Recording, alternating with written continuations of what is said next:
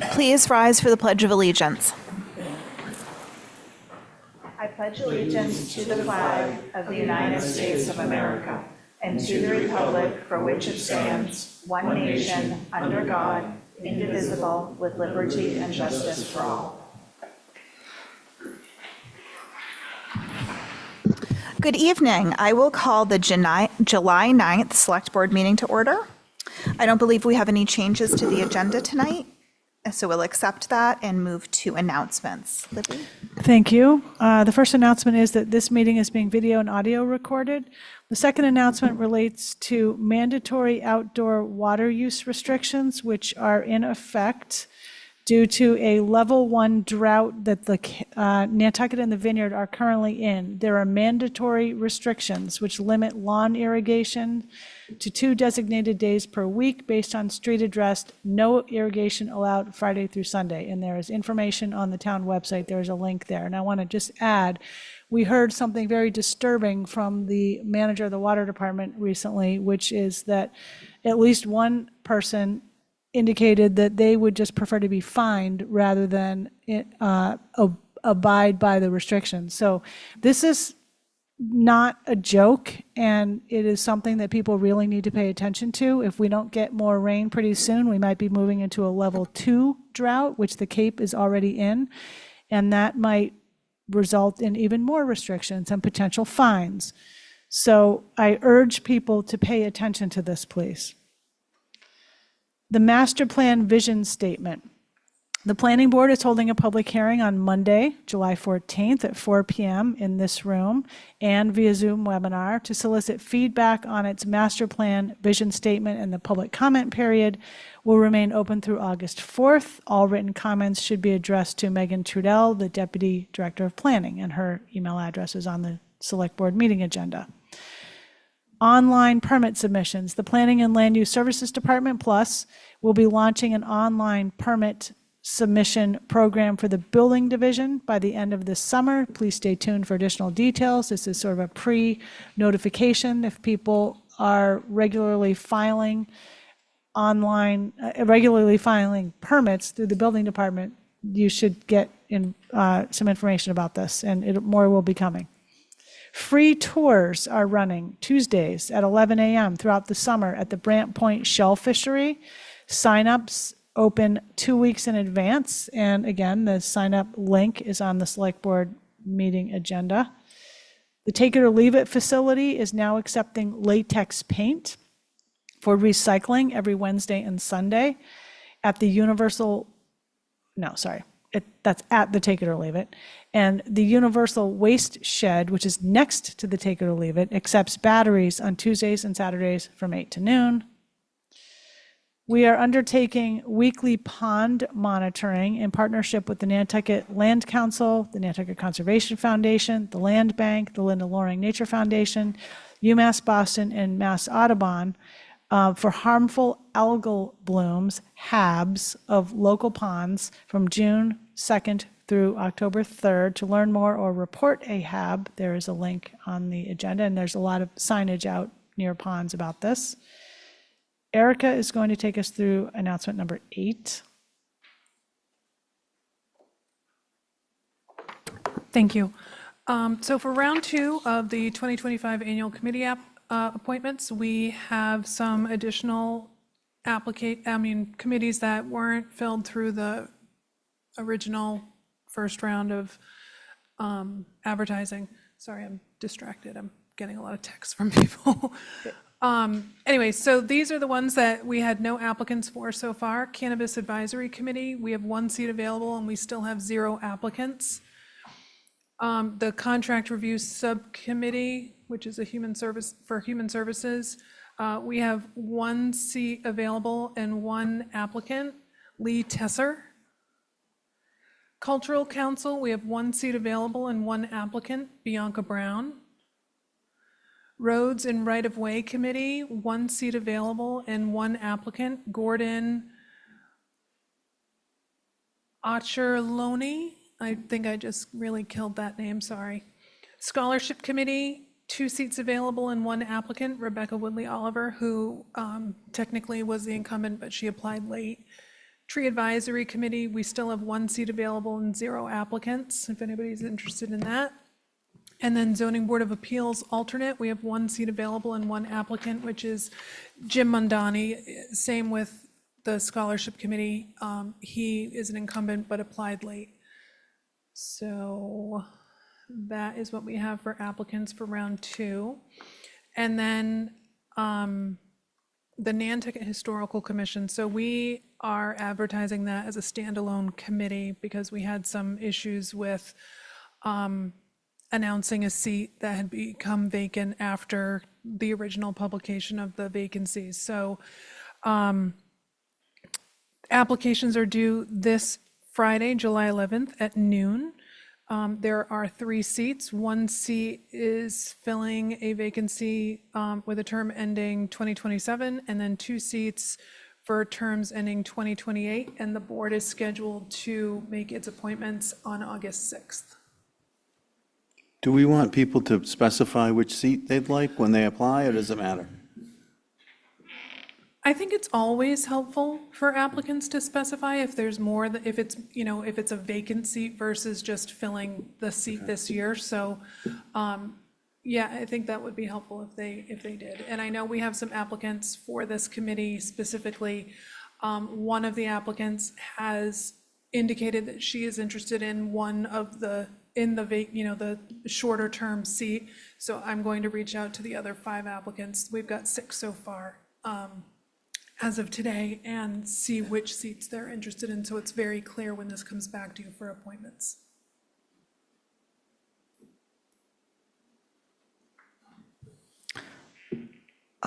Okay, that's it for the committee announcements. The Nantucket Civic League Annual Summer Forum will be held Monday, July 22nd at 10 a.m. at the Great Hall of the Nantucket Athenaeum. And that is it for announcements.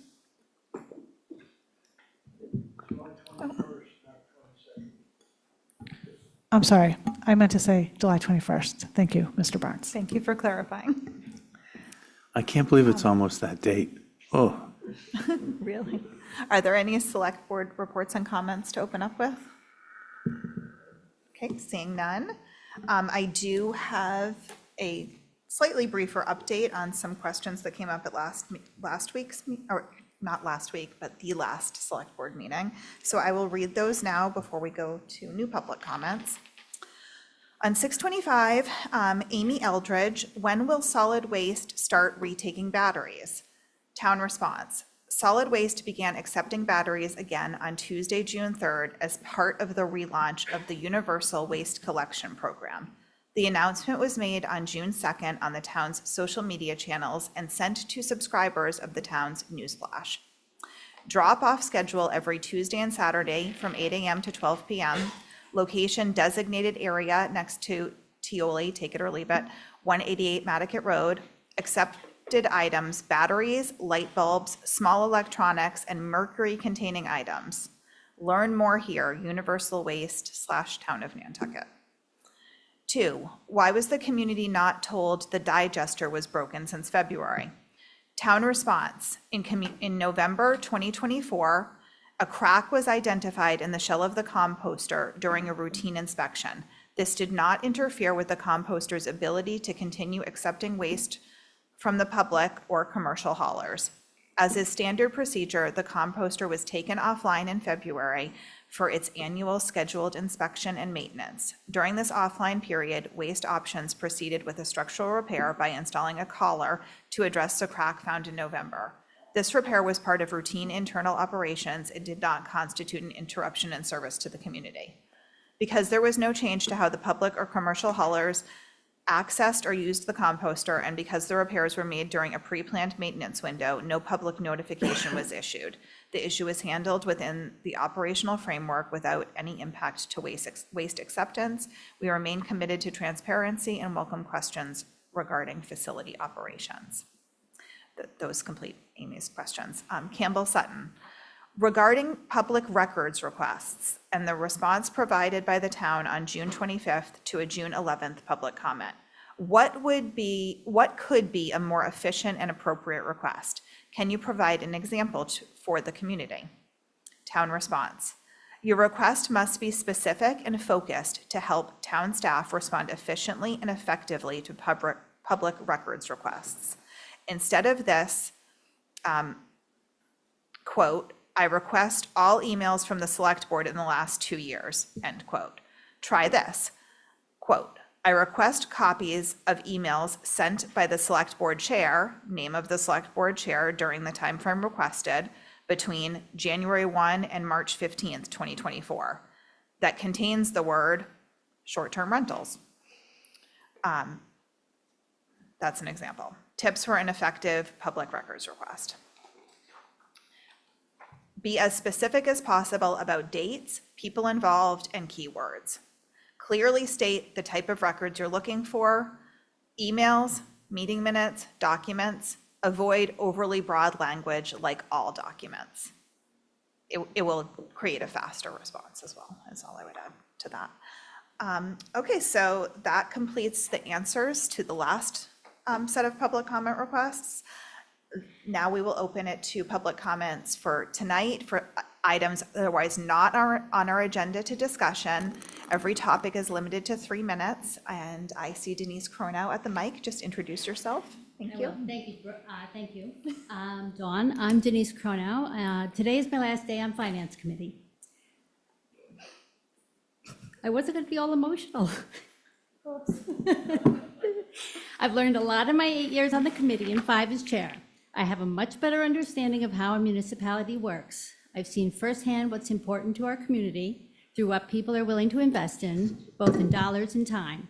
These were lessons well worth learning. More importantly, I have made connections in our community that I would have never made in any other way.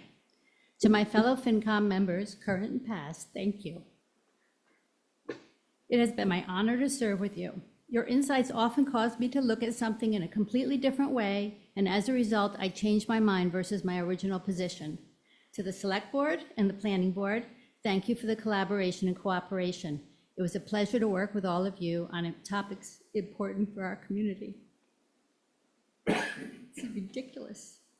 To town administration, especially Libby Gibson and Brian Turbot, I would not have been able to do the work without your assistance, patience, and guidance. When I started out as chair, I had more than my fair share of stupid questions, and both of you gave me much more support than I would have had expected, and you did it graciously. To Town Council John Giorgio, thank you. I think John participated in nearly all our meetings. I always appreciated how tactfully you got me back on track on a point of order and shared a different point of view. To the moderator, Sarah Alger, thank you. You are the living, breathing representation of town meeting time. I owe a big debt of gratitude to Stephen Morey. While our titles were chair and vice chair, our collaboration would be more accurately described as co-chairs. His advice and counsel were invaluable. He's calling me now. And I was a much more effective chair because of it. To my husband, Michael, thank you. As anyone who's served at a board, commission, or committee knows, when one member of the family serves, the whole family serves. And finally, to all the civically active community members, thank you. That's you, Curtis. I have always believed that our community is one that votes its values, and this was never truer than for the folks who invest their time in making Nantucket better for all of us. I strongly urge anyone who's interested in serving on a board, commission, or committee, just do it. And here's why, best summarized by a quote from Margaret Mead. Never doubt that a small group of thoughtful, committed citizens can change the world. Indeed, it is the only thing that ever has. Thank you.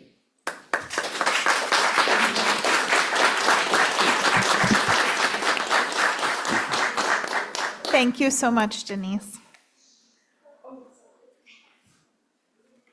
Okay. Val?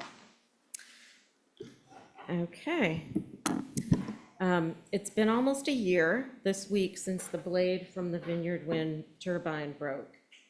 And what information has the town received since then? The BSEE never completed their agreed upon task to investigate and mandate some stringent safety and operational requirements that Vineyard Wind had to comply with to resume blade installation. To date, there hasn't been any report indicating what was found as the root cause of the problem. The turbine also got struck by lightning in March of 2025, and again, the BSEE was tasked with a comprehensive assessment of the turbine and to determine the full extent of the damage. Why was the suspension order lifted without a report of any kind, and why was the blade installation allowed to resume? I keep hearing reports that 5 turbines are functioning and sending power to the grid. Well, the promise that Vineyard Wind made was upon production of energy, the ADLS would be functioning. And I think you can see for yourself, if you're on the South Shore at night, there is no ADLS. It's a bright horizon of blinking lights. I'm just asking what's happening. Is there possibly an update? We'd like an update, and I think if anybody should know, it would be you guys. Thank you.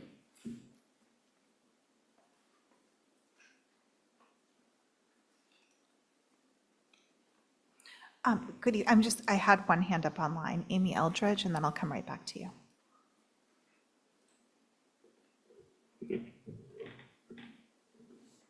Amy, you need to unmute. That was by accident. My apologies. Go ahead. Amy, go ahead.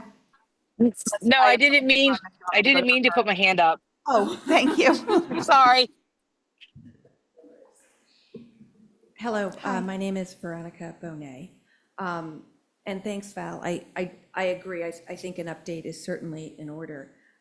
Following the blade explosion that caused debris to wash up on Nantucket's beaches in the height of summer tourism season, the BSEE required Vineyard Wind to conduct a site-specific study plan to analyze potential environmental harm and damage from blade failure.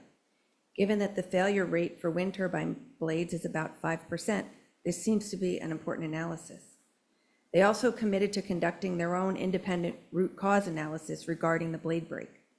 But on January 17th, in the final days of the previous administration, all restrictions on Vineyard Wind were lifted pursuant to the new revised construction and operating plan, and there was no public comment period allowed. In fact, the public was not even informed that the revised plans had been submitted. It is important to note that although BOEM approved the revised plan and BSC lifted its restrictions, neither the environmental analysis or the root cause analysis have been conducted. Can you please advise us to the efforts the town has made to ensure these studies and reports are conducted and results shared? What we have is a situation, continued situation of rushed permitting, lack of oversight and enforcement, and lack of proper testing of turbine parts, especially blades. At least 250 unanswered questions from the public, mostly citizens on Nantucket, remain unanswered from the promised and canceled January 4th meeting with BSEE. In a March email from Vineyard Wind to then Select Board Chair Brooke Moore, Vineyard Wind made it clear they will no longer be communicating directly with the town, in spite of the Good Neighbor Agreement. And in spite of all these facts, the town wrote to the Department of Interior Secretary Doug Burgum regarding South Coast Wind, but omitted any concerns regarding Vineyard Wind. Is this due to the Good Neighbor Agreement? Perhaps with no future payments on the table due to delayed power purchase agreements from the New England wind projects and the withdrawal of permitting of Vineyard Northeast, there is nothing to lose, but the town can regain a seat at the table by withdrawing from the Good Neighbor Agreement and becoming a consultant party for all future projects. Thank you. Thank you.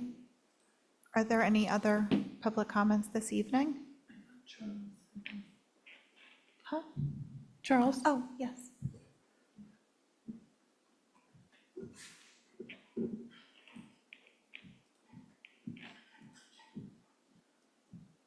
Sorry, had to hit some buttons. Charles Douglas, Station Manager, Nantucket Community Television. Glad to be back with you. At your last meeting, I was in Boston, where we collected no fewer than 5 awards in the National Community Media Awards up against some of the biggest stations in the country, including coverage of Nantucket's election last November, where we had Miss Christie's class conduct an exit poll right there at the polling place at Nantucket High School. So that work and the work of so many of my colleagues covering sports, covering education, covering everything that makes our community tick, even local government, that is a result of the funding that we receive through cable franchise. As we're all aware, there's the trend of cord cutting in our country that is accelerating even here on Nantucket. And so I want to thank the board again for your support back in March. The bill numbers, let's see if I can pull this up. Bill S41 and H91, these bills that you endorsed would apply the same franchise obligations to transnational corporations engaged in streaming content as they do for cable content. Because remember, we're talking about immensely profitable out-of-state corporations who are using the same public rights-of-way, the same wires, to deliver oftentimes the same content, but they're saying it's streaming and not cable to get around their obligations to support our community and our community media. So what I'm asking here today, the Advanced Information Technology Cybersecurity Committee, I think I got that right, Tom. They're actually meeting 1 o'clock tomorrow. Our Director of Programming, Stephanie Serra, is going to be testifying at that committee meeting. And the deadline to testify verbally has passed. However, what I'm asking individuals on this board and within the sound of my voice on the public airwaves to do by July 14th at 5 p.m. next Monday, Representative Fairley Bouvier and Senator Moore, those are the co-chairs of this joint House and Senate committee, put in a good word for S41/H91, the companion legislation in the Senate and the House, for this modernization of funding for community media. If what we do here to support our local student athletes, our ability to see our local government meetings live, and our ability to support all the work that you see us do every day at NCTV, I hope you can chip in and help out. Visit nantucketcommunitytelevision.org/news, and you can see this, the details on this legislation. Again, writing to us is great. More importantly, write to your representatives in the House and Senate. Thanks, of course, to Representative Moakley and Senator Sear. They both signed on as co-sponsors of this legislation as well. But right now, it's most critical that these folks, as chairs of this House and Senate Joint Committee, hear from you by next Monday. Again, nantucketcommunitytelevision.org/news, and you can read all about it. Thank you. Yeah, thank you very much. Any other public comments before we move on? Okay, seeing none. There's no new business that I'm aware of. We have approval of minutes, warrants, and pending contracts. Madam Chair, just a note about the pending contracts. The majority of them are for community preservation grants and health and human services grants that were approved for funding at the 2025 annual town meeting, and contracts that are being renewed for the new fiscal year. There may be a little bit of confusion on there with regard to a contract with Arcadis, which is listed twice, and that is in connection with the Baxter Road Alternative Access Project, and I've asked the finance director to explain that, please, Brian. Okay. Thank you. So with respect to the Arcadis contract for the Baxter Road, it was originally intended that we would just amend the current contract. There was some internal discussion, and the suggestion was to have them enter into a new one-year agreement, which is also on the agenda. The extension should have come off. It was inadvertently left on when they made internally, the procurement office made that decision to have a new contract drafted for the 1 year for the $196,000.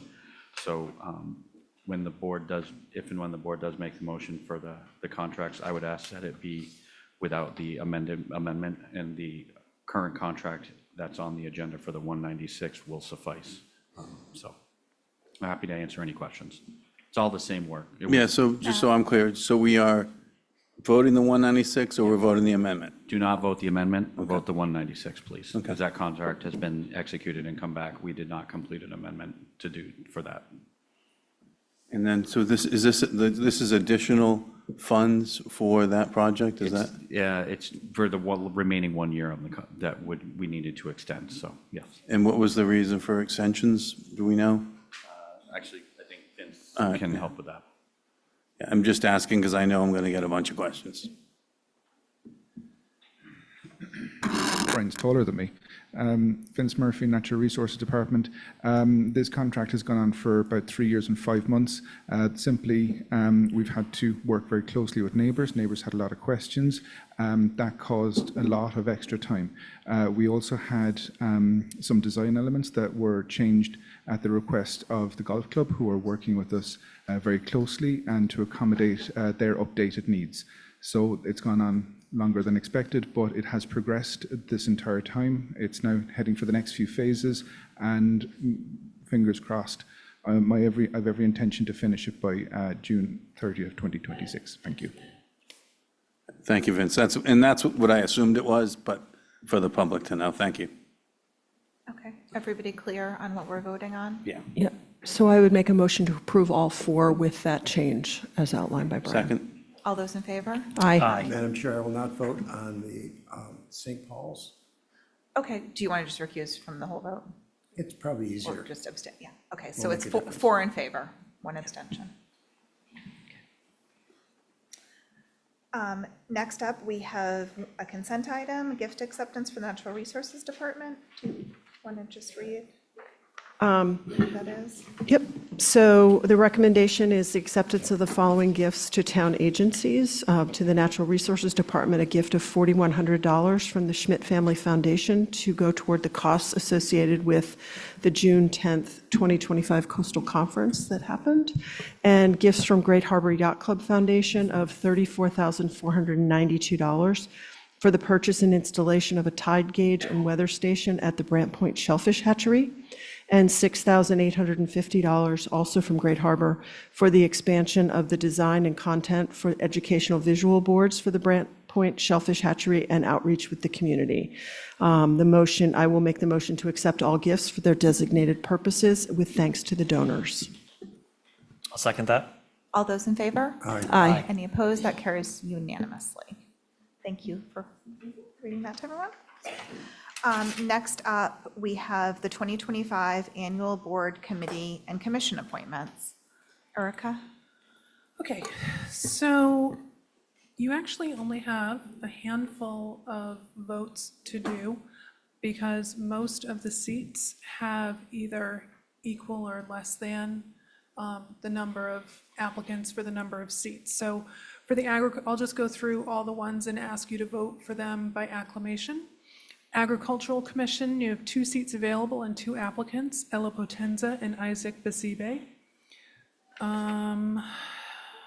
Capital Program Committee, 1 seat available and 1 applicant, Caroline Baltzer. Cemetery Commission, 1 seat available and 1 applicant, Jason Leonardo Finger. Coastal Resiliency Advisory Committee, 1 seat available and 1 applicant, Joanna Roach. Conservation Commission, 3 seats available and 3 applicants, Seth Engelborg, Michael Misurelli, and Joe Plandowski. Council for Human Services, you have 4 seats available and 4 applicants. One of the seats is for a shorter term for 2027, so I would suggest that the 3 incumbents, who are Suzanne Keating, Amanda Wright, and Tara Restieri, fill the 2028 seats, so the full 3-year terms, and that the new applicant, Deborah Gudemond, fill the shorter term for 2027. Everyone's okay with that? Okay. Cultural Council, you have 4 seats available and 3 applicants, Barbara Tibbetts, Bethany Oliver, and Sarah Ellis. Historic District Commission Associate, 1 seat available and 1 applicant, Constance Patton. Nantucket Affordable Housing Trust, 1 seat available and 1 applicant, Mary O'Connor Mack. Planning Board Alternate, 1 seat available and 1 applicant, Abby De Molina. Real Estate Assessment Committee, 1 seat available and 1 applicant, Lee Saperstein. Roads and Right-of-Way Committee, 3 seats available and 2 applicants, Alan Reinhard and Rick Atherton. Steamship Authority Port Council, 1 seat available and 1 applicant, Nathaniel Lowell.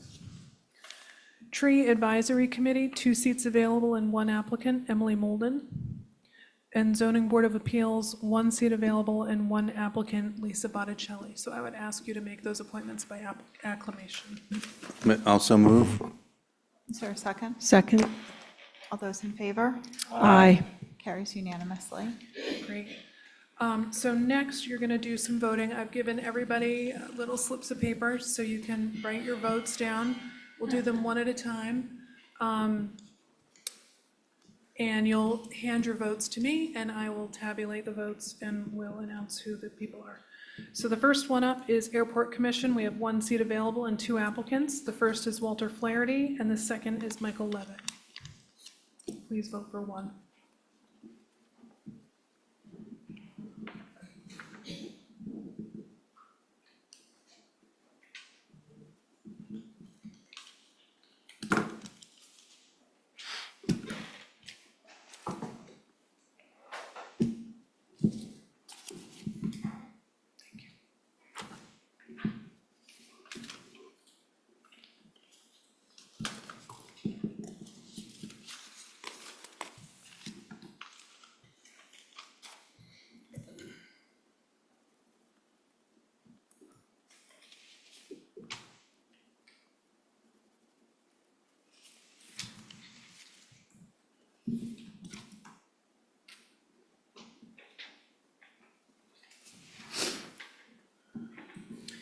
Okay, Walter Flaherty received votes from Mr. Dixon and Dr. McNabb.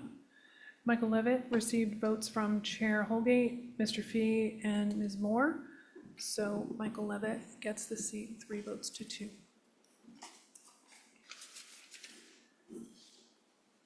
Next is the Board of Health, 1 seat available and 2 applicants, Carrie McKenna and Louisa Lindgren. I did, when I was reviewing this earlier, the Board of Health does have a residency requirement, but I reviewed the applications and they're both residents, so no worries about that. So please vote for 1.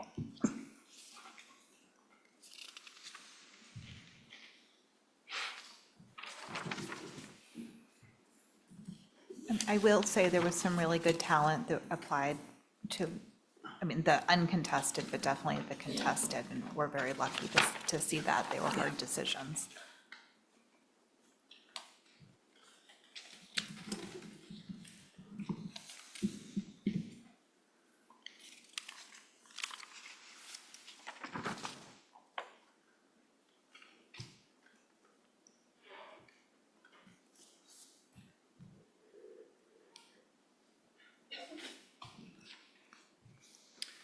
Okay, Carrie McKenna received votes from Chair Holgate, Mr. Dixon, and Ms. Moore. Louisa Lindgren received votes from Mr. Fee and Dr. McNabb, so voted Carrie McKenna by a 3-2 vote.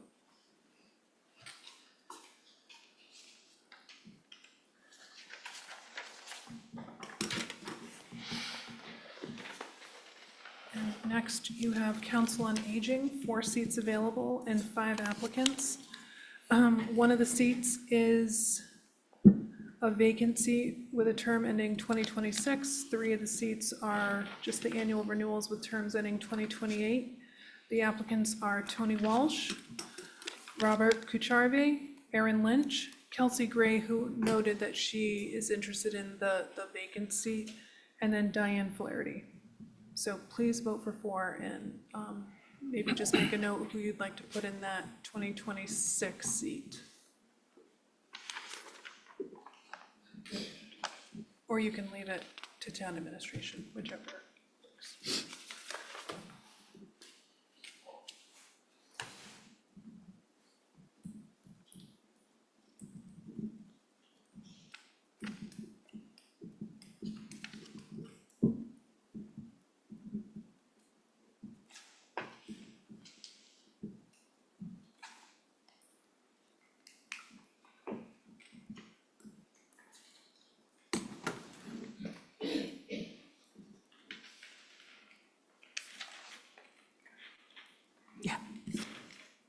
Getting ahead.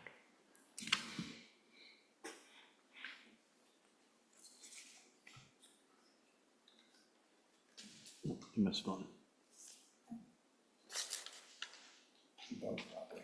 That was it.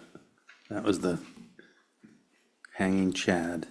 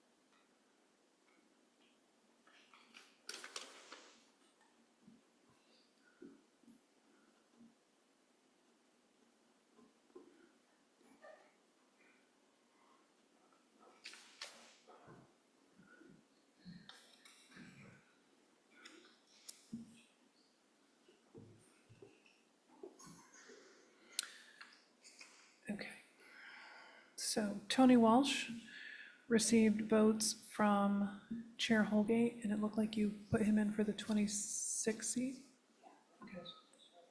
Yep. Mr. Fee and Dr. McNabb, so that's 3 votes. Mr. Kacharvi received votes from 1, 2, 3, 4, all 5. Aaron Lynch received votes from all 5, and Mr. Dixon put in for the 26th seat for her. Yeah. Kelsey Gray received votes from Mr. Fee, Mr. Dixon, Dr. McNabb, and Ms. Moore. Mr. Fee and Ms. Moore put Kelsey Gray in for the 26th seat. And then Diane Flaherty received votes from Chair Holgate, Mr. Dixon, and Ms. Moore. So we are looking at Mr. Kacharvi, Ms. Lynch, Ms. Gray for the 26th seat, and then you have a tie between Tony Walsh and Diane Flaherty, so you're going to need to do one more vote between the 2 of those for a full seat. Tony Walsh and Diane Flaherty each have 3 votes, so it's between those 2.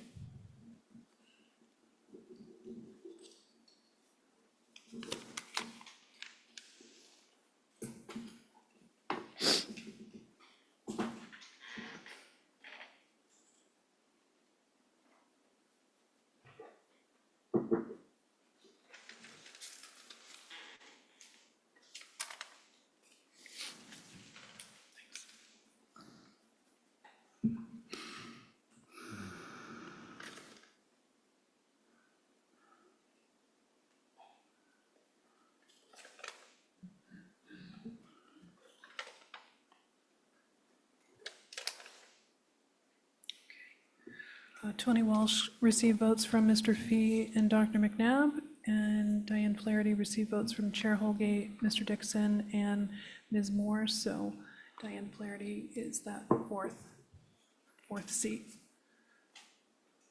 So Mr. Kacharvi, Ms. Lynch, Ms. Flaherty for the 3 full seats, and then Ms. Gray for the shorter seat. And then lastly, we have Finance Committee, 4 seats available and 7 applicants. Martin McCarrow, Jill Veith, Anthony Gudemond, Chris Glowacki, Rick Atherton, Kit Murphy, and Matt Mulcahy. Again, there's 3 full seats and then 1 vacancy left by Ms. Crono. And I will note that the 2 incumbents, Chris Glowacki and Jill Veith, if you do vote for them, probably I would recommend putting them in the 2028, like the full seats, unless you think otherwise.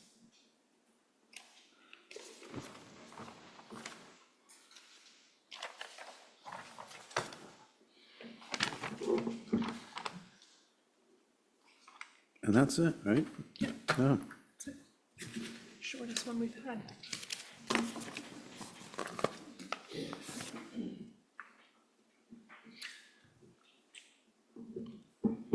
I will say, I feel like we've filled a lot of the seats just through round 1, and then with round 2, it only leaves a couple left, which is great. I think maybe 3 seats, 3 or 4 seats. So. Anyone who doesn't get their seat of their choice maybe wants to apply for one of the openings on another board. I've suggested to a couple of people who have become more vocal at our meetings to consider applying for a committee, so we'll see. Just a thought.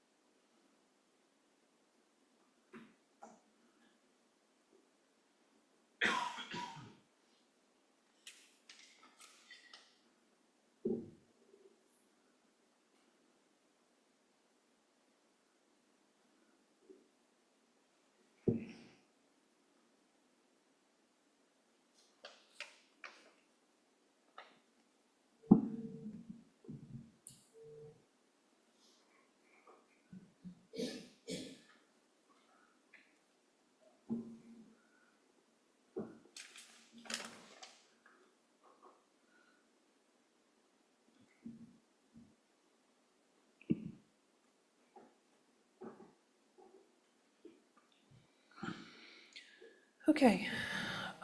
Martin McCarrow received votes from Mr. Dixon, Dr. McNabb, and Ms. Moore, with Ms. Moore putting Mr. McCarrow down for the vacant seat. Jill Veith received votes from all 5 members. Anthony Gudeman received votes from Chair Moore, Mr. Fee, who put him in for the vacant seat, Mr. Dixon, and Ms. Moore. So that's- Chair Moore? What? You said Chair Moore. I Just did? making sure who you're, yeah.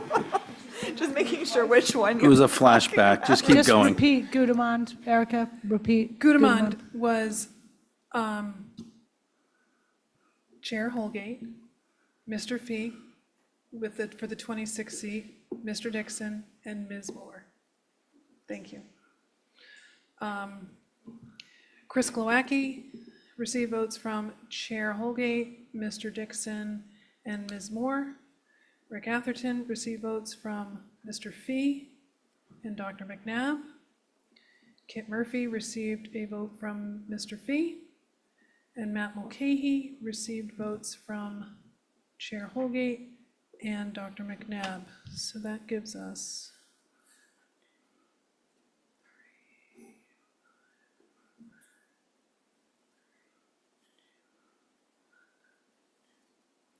Jill Veith, Anthony Gudeman, Martin McCarrow, and Chris Glowacki.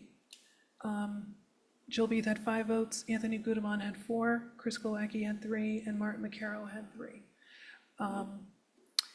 So I will put Chris and Jill in the 28 seats, and it was kind of split between Martin and Anthony, who should get the longer seat and who should get the shorter seat. So you can, I'm fine with you, just, or I can reach out to them and see yeah, I would. who wants it. Yeah. But, so that's it. That's fine. Thank you. That's everything, right? That's everything for tonight. Congratulations to returning members, new members, and there's another round and some open seats. Thank you all. And just a reminder too Thanks that for volunteering. if you were appointed tonight, just remember you have to be sworn in by the town clerk before your first official meeting. So please go to the town clerk's office for that. Thank you. And Madam Chair, I just want to comment, this was the toughest vote that I've had since I've been on the board. Yeah, lots of really good applicants this year. Thank you so much. Okay, next up, review of town government study committee bylaw.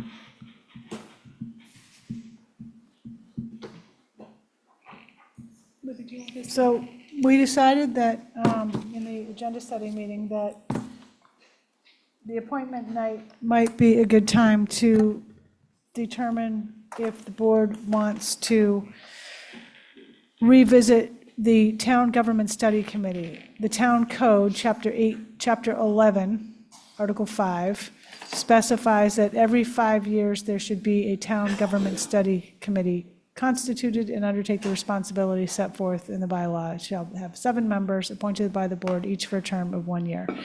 So the last time this committee was convened, it produced a report in 2021.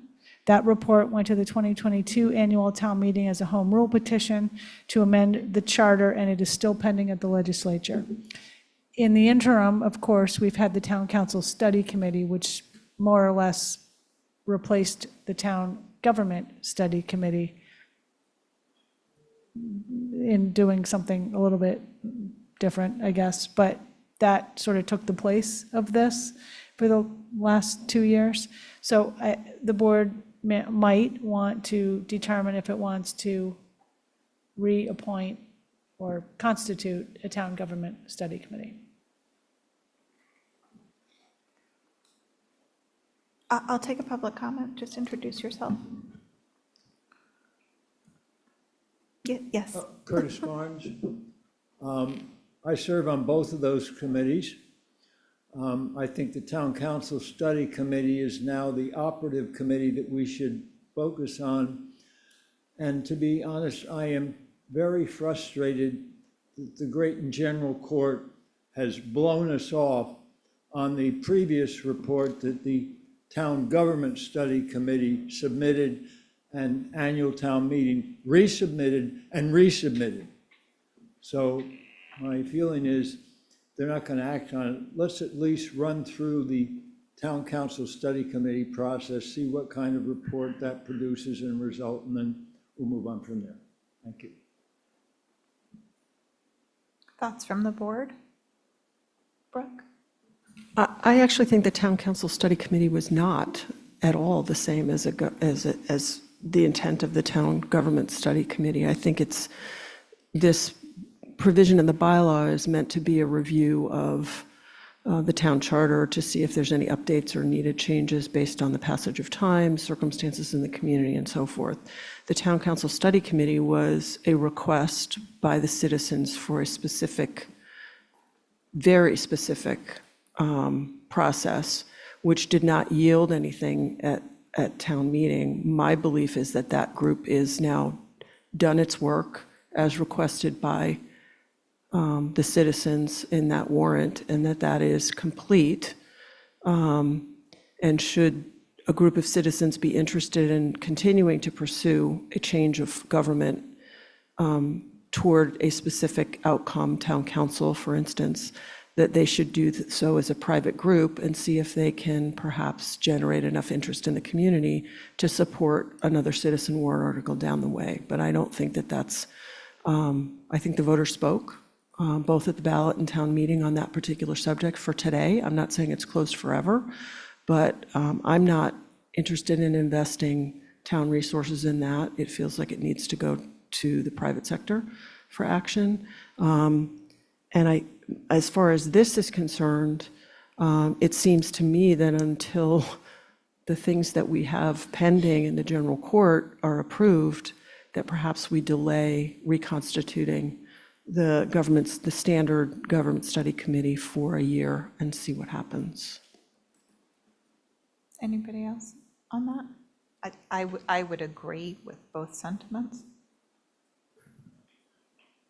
Madam Chair, yeah, I completely agree with Brooke, and I also agree with Mr. Barnes that until that report from the town TCSC, as we call it, is submitted and we can take a look at it, that it's kind of, this is kind of moot. So, but I would be more than okay with waiting some time to reconstitute the Town Government Study Committee. Yeah, I'm in agreement. Is there anything we can do to, to prod our legislative representatives or something to say that we're putting this on hold until we hear back? Is there any way to prod them along? Brooke? May I suggest that we send a formal letter to Rep. Moakley and Senator Sear and ask them for an update on where that stands? And honestly, we've had some home rule petitions that have, in my mind, perhaps been perceived up there as higher priority. And so maybe just saying, hey, can you guys close the loop on this for us in a more formal way would be helpful. Yeah, I would agree. Do Okay. draft something and send it out? Madam Chair, Yes. I just don't want to wait too long. No, I mean, I think we should draft something Yes, soon, and and if you then- guys are okay with me just signing it and everyone okay with seeing that. what I it am. looks It's like. just- Okay. I mean, the council committee did a great job, and it certainly can get a wide reception from the town, but continuing to look at how we govern was, I mean, we have to do that. So I don't want to just sit around and wait too long. My thought is we give our representatives this cycle to get what's already on the table passed. I can tell you, if we start the process and send another home rule without this one, that we're just piling on, and I think that's an ineffective way to try to move things along. I mean, alternatively, we could constitute the group and start the review process again. I don't know, Tucker, do you have any thoughts on this, given that you were on it as well? Sorry to put you on the spot.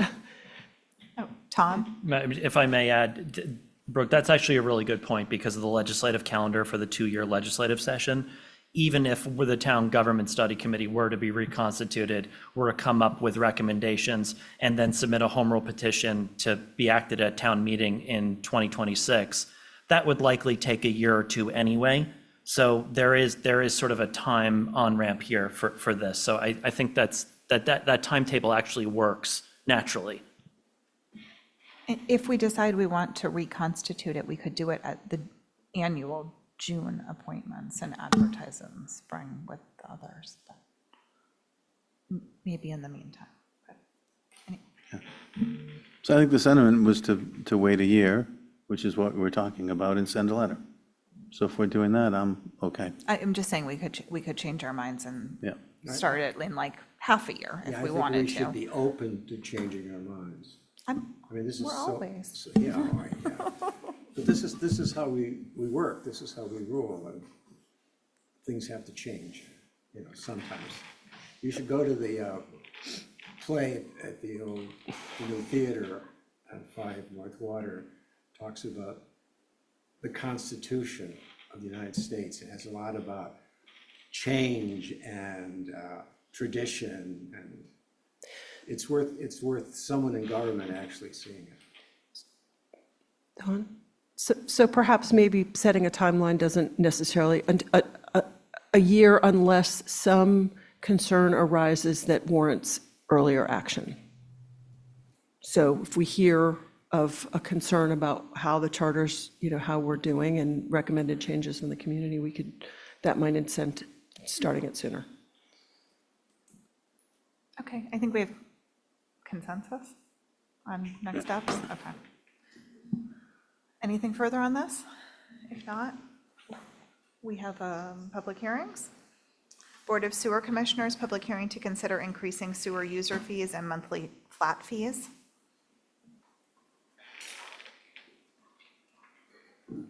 Good evening. I'll open the public hearing. Sorry. Excuse me. Good evening, thank you. So we're here based on the vote from the Select Board in June to consider changing the rates to a tiered model system. We've worked very hard with Hazen and Sawyer. We have Frank Ayotte, who is the primary contact at Hazen and Sawyer for all Nantucket-related work. We have Olivia August with us from Hazen and Sawyer, who has done the majority of the modeling through their tiered modeling system to help us understand the impacts that are in this presentation. And then we have Fernando Aranda as well, who was a great help in understanding how to potentially change to a little bit fairer tiered system. The rates do project to increase and raise a substantial additional amount of money. It's about 25% increase in the revenue that we're going to be raising in the recommendation, which I'll take you through. I do want to say that we certainly took all of the board's presentation. Social Security card rules. That's good to have. Should I put this back where I found it? Into consideration when we did this, and there's no easy answer or solution to doing this. I will tell you, we worked very hard collectively as a group to try to find a solution that made sense and still got us pretty close to where we needed to be. So Erica, could you go to the next slide, please? So this is just a summary of everything that is in the rest of this packet. I'll kind of briefly talk about how we came to what we did. When we walked away from the original tiered proposal that we had presented to the board, we tried to find another system that would do and accomplish what we were trying to do, which was to shift and you have users pay based on their utilization instead of one flat rate for every gallon of water, every gallon that was went through the system. I looked at, with Hazen and Sawyer, we looked at potentially using the same structure as the tax rate being commercial and residential. Hazen and Sawyer said that there are a lot of communities use the meter size as the tiering structure, and it did make a lot of sense. So what we've proposed is a defined usage tier based on the AWWA meter equivalencies, which does account for the customers and charges higher in the tiers that require greater capacity while maintaining that same usage rate across the board in the tiers. As I mentioned, this proposal does raise 25% increase in revenue, which is needed to operate the sewer system. And as I've mentioned before, the sewer system is not inexpensive to operate. And we've added a lot of additional projects that are now coming on in terms of debt service. As I mentioned in June as well, this is the second phase of a three-tiered or three-step process. The next step that we are beginning to undertake is building out a base 5-year forecast to try to project where the rates will go and to try to implement these in a more manageable and more frequent methodology that limits and decreases the impact in the increases. Next slide, please. So just a reminder of where the current rate structure is. Currently, there's a base rate for everyone of $36 per month. And the usage rate in the winter is $7.30 per CCF, and the usage rate in the summer is $9.70 per CCF, and all customers pay those rates regardless of the amount of water that's being treated. Next slide, please. What we are proposing, and we're proposing this as a way to try to help mitigate some of the rate increase impact, is a two-tier or two-step process. The bills effective in August, which is for the July utilization, we're proposing the rates as structured there, and I'll take you through this. And then in the next slide after this, we're proposing a second change in January so that we're trying to mitigate some of the increase immediately.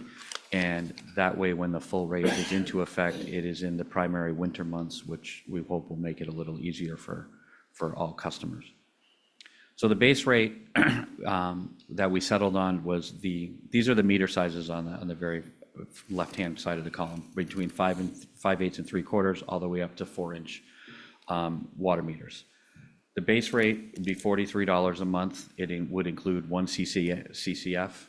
When you went past 1 CCF, you would pay $9.25 per CCF between 1.01 and 6 CCFs. And then if you used more water and you were a customer that had a 5 3/4-inch meter, and you used over 6 CCF, you would pay $12 per CCF for the amount between 6 and 25 CCF, and then greater than 25 CCF in the first meter rate tier would be $15. And then it structures below based on the rates are scaled by the meter size based on the meter equivalencies from the AWWA. So a 1-inch meter, the base rate would be $86, but you would get 2 CCFs included in that, and then you would begin paying those tiers once you went past 2 CCF. We have meters of 1.5, 2, 3, and 4, and the similar methodology was applied all the way. So a 4-inch meter, and we have a few of those, is 17 times larger than the 3/4-inch meter. So they would get 17 CCF included in the $731 base rate, and then pay the same $9.25, $12, and $15.60 as you step through that utilization.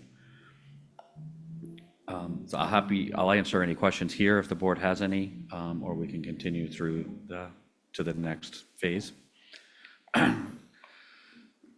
And I would also point out that the 5/8 and 3/4-inch meters, there's just under 6,900 customers on the system, and there's about just under 6,300 of the customers all land in the 5/8 and 3/4. So between the 1-inch, 1.5, 2, 3, and 4-inch, there's about just under 600 customers that are filtered through those remaining categories. So then the proposal would propose that in January of '26, so with the February billing for the January activity, that the base rate at the 5/8 and 3/4 would go to 50, which would include 1 CCF, and then continue the same methodology in increasing the base rate, and then also increasing the tiered rate from the $9.70 to the $10, and then $13 and $16.90 across the board. We tried to do it this way to try to take into account some of the increases. I certainly take and understand the impact that this is a very large increase. We've been fortunate over the years, maybe we should have probably thought of this a little sooner, but with the amount of additions into the system and some of those costs being able to capture a lot of the needed revenue, this was kind of delayed. And so, as I mentioned, the next step is to do a 5-year projection so that we can actually be prepared and give people a better understanding of what the rate is going to do as we continue to add some of the more large-scale projects that are planned. Next slide, please, Erica. This would show here that the budget is about 11.2. 10.4 million of that is going to come from the rate, and then the remainder of all sewer operating revenue would come from the capacity fees, connection fees. And we do expect that this likely would increase potentially as additional, as additional users are added to the system as well. Next slide, please, Erica. Kind of here, we're just showing the total usages by tiers, the revenue in all the tiers, and the total bills by the max tiers. Go to the next slide, I think is. In this slide, this does, the way we have addressed this, it does lead to a roughly 26% of the user base would experience a potential decline between $0 and $5 based on the current utilization in the model. That doesn't guarantee that those users will experience that decrease. This is all dependent on their utilization, but based on the current utilization model that we have, this was produced through January utilization, there is a portion of the entire user base that would experience a small decrease. Next slide, please, Eric.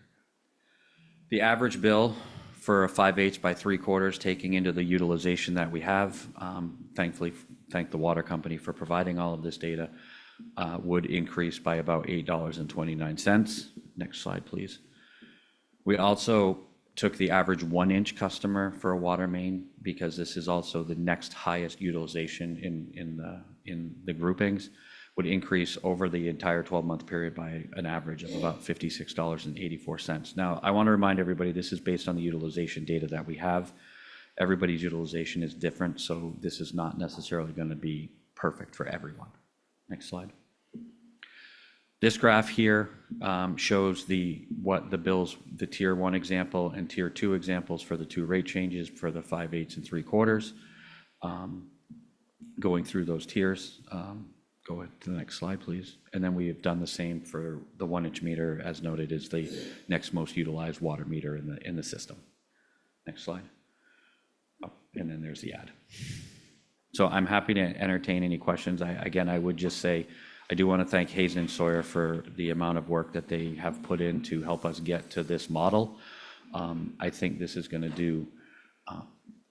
to create a better system for the entire system. It'll generate the revenue we need currently, but it'll also, it will capture the higher utilization all across the meter usage in a way that I think does create a fairer system for people that are not using as much water. Are there any board questions before I take public comment, Brooke? I'd be interested to know if, part of this is if it's costing you more, right, there's an incentive to use less. Right. And I'm wondering if there's any plan for public outreach on, coincidental to the higher bills, to ways to conserve water usage, to minimize. Because I think we don't really think about that a lot. We could certainly work with the water company and the communications department to come up with some outreach on ways to potentially conserve. We can certainly do that. This is a public hearing. I have someone at the mic. Introduce yourself again. Barnes again. This is very interesting because as a water commissioner, I have never heard one word about this proposal at a water commission meeting yet, which surprises me a little bit. But at the same time, I just got my bill for last month. My water bill was $129. My sewer bill was $288, more than double the water. I don't know if what you're trying to do is to address that disparity. I continue to look at the question that this town is way behind in sewer development, and we need to keep doing it. But I'm wondering if we should be looking at capital programs to catch up rather than turning around and trying to lay everything on the users by changing our bills and increasing 25%, maybe in 1 year, but that's just 1 year. So I'm very concerned. But again, we have a Water Commission meeting tomorrow at 8 a.m. And you can bet I am going to ask the question why we never, ever saw this proposal at our meetings. Thank you.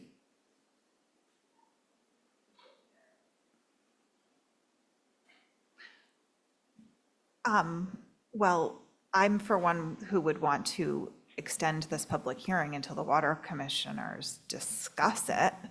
But are there any other public comments for tonight or board comments?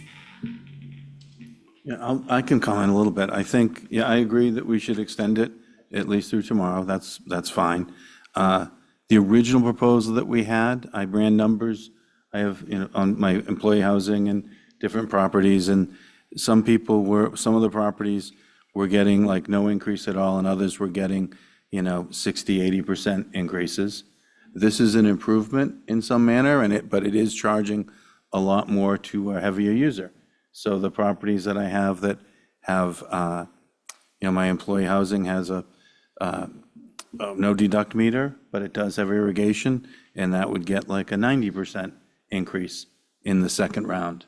But at the same time, some people are getting, 26% of the people are the same or going down a little bit. If we need a 25% increase, I think nobody should get a break. I think that's setting up the wrong incentive. I think the bottom tier should go up a bit. I understand the people using less may, maybe some of them can't go up the full 25, but we should be getting an increase for everybody. And I would suggest something which I think we're on the right path with the, the water size, the pipe size, but I think a little less on the top and a little more on the bottom. And I think we'll come out where we need to be. So, Okay, is that's my good 2 cents. feedback. Charity Benz has her hand up online.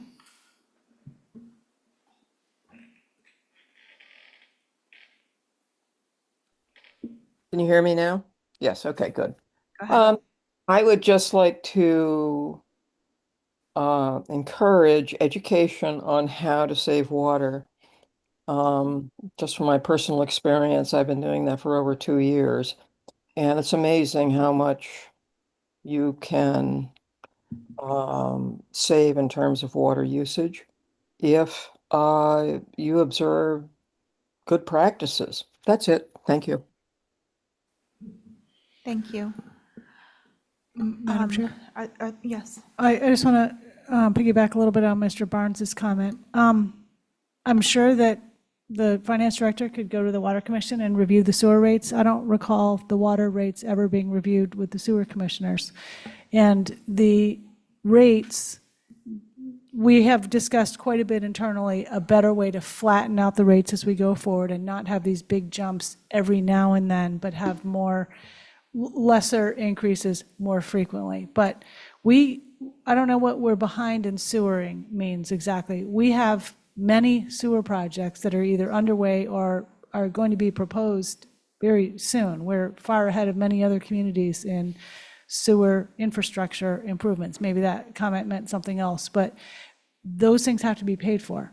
And they're partially paid for by users as they come online, and most recently have been paid for by the taxpayers as they're in construction. And unfortunately, that's the system.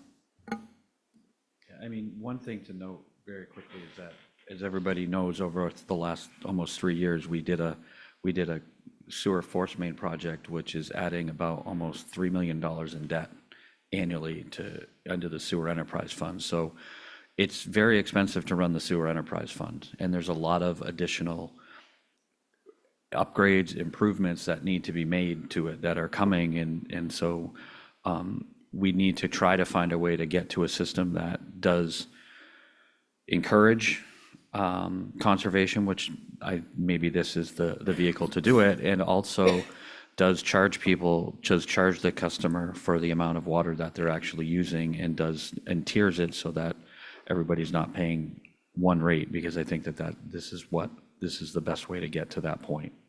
I would note, I'm happy to come to the meeting tomorrow, but in the entire 11 years that I've been here, anytime we have raised a sewer rate, we have not gone to a water commission meeting.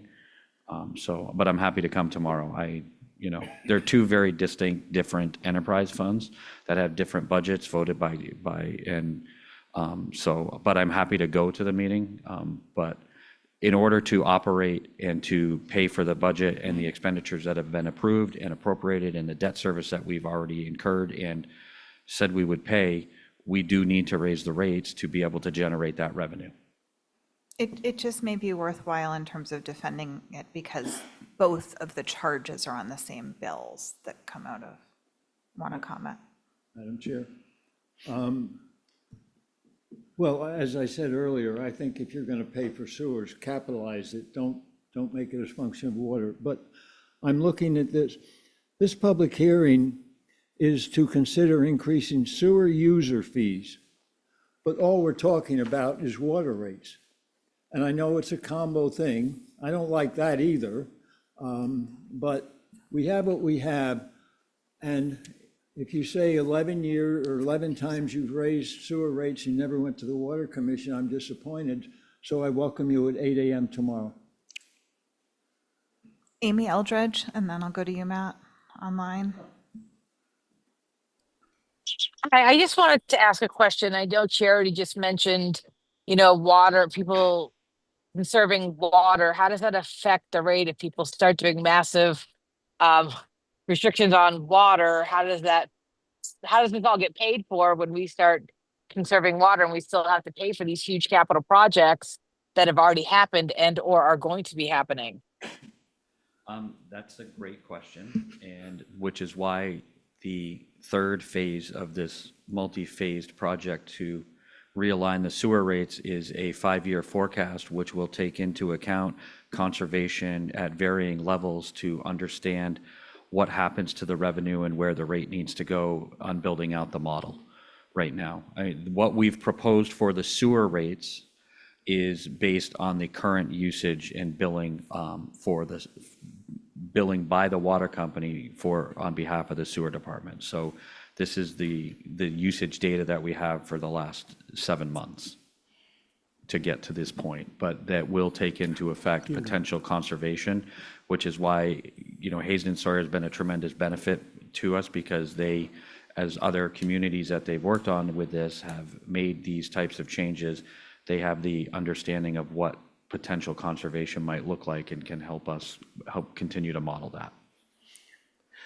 So just for public clarification, one's sewer bill is correlated to one's water usage because the presumption is the water that comes out of your fixtures goes down a drain and becomes water that gets processed at the sewer plant. We're not talking about water rates. No. But sewer rates or the volume of sewer that you're billed for is based on how much water you're using. So they are two distinct things in terms of billing, but the one is the one drives the other. Correct. So it's water in, water out. Yes, Right. that's correct. Okay, just wanted to be clear on that. Thanks. Matt? Yeah, I think the master plan kickoff had an interesting speaker, Chuck somebody, and he was talking about how a lot of cities, a lot of towns defer these expenses. You put the sewer in and you spread it out and you go all over the place with it, and then it's all pretty affordable and everything's great, but then all of a sudden, all that deferred maintenance comes due. Yeah. And that is the phase that we're in. Some of us, for the last 20 or 30 years, have been warning that that day would come and that the bills were coming due, and we were called, no growthers, and, we didn't like, business and all this, but the bills are coming due. And that is what we're facing right now, is that we have not paid we have, sort of been what I call been on full throttle growth mode without putting money aside for a rainy day. And now all these things are coming due at once. And we have, as a community, we have some serious expenses that, and it doesn't happen a little bit every year. It's all you go along and all of a sudden you need a whole new school, or you need a whole new line from the plant to the downtown, or you need it's not you get these big jumps, and that's what we're facing right now. And I think what Brian is doing, trying to smooth this out and do that, is the right thing to do. But I think we have to come to grips that sort of what we were told, that we can continue to grow and the rich people would pay everything for us. I think that was, was false advertising, and so we as a community have to come to grips with the fact that we're going to have to pay more, that we haven't been paying for years, and there is no free lunch, as my mother used to say, and the bills are coming due. So it stinks, but it's the truth. I would note, and that's a good point about some of the maintenance, I would note that every year in the sewer, we have started over the past 4 or 5 years allocating $2 million annually for the capacity maintenance and operation. So, and that is focused on cameraing the lines, finding out where the areas are that need to be repaired, and then aggregating the CMOM money and putting out bids to do those wholesale repairs to the pipes. So that has become a focus, but you're right. And there's still a lot. We're still working. I don't even know what the final estimate will be for the phase 2 upgrades to the wastewater treatment facility. And that's going to be another expensive future capital project that we're going to be faced with. So there's a lot to maintain and keep that operational. And then there's stormwater. Yes. And then there's roads. And, and the sidewalks that we allow cars to drive on and park on that are ruined every year. I think this is, we have a lot of expenses that, Okay, anyway. let's just try and keep the comments to me to be recognized to me. Sorry. But My regardless, apologies, I'm sorry. I think we were It's my favorite talking topic. about continuing this public hearing. We don't close it, we would continue it to a date certain. So is next week or the week after a realistic date? I just wanted to ask Brian and the team where the timing is. I'm not saying, I just wondered, what's the impact of delaying in terms of implementation of the rate increases? I haven't actually talked to the water. I mean, I've been in conversations about the changes, so the water company knows that they're coming and they've been working with their software provider. I would have to talk to them, but I would expect that if we continued it to next week, that it would not create a major issue with the change. I mean, and if we needed to, I suppose what we could do through you, Madam Chair, is we could recalculate the phase 2 January rate change if this were delayed more than August. But I would not want to put the implementation for the new billing past the September billing, which would be the August date usage, because then it would be really pushing a much larger, more substantial increase farther down the road. So, sorry. Amy has her hand up. I'm not sure if it was up from before or if she had a comment before we. I have a comment before. Okay, quickly. So how many properties have sewer but not water, and how do they pay? They pay based on a flat fee through you, Madam Chair. That is calculated.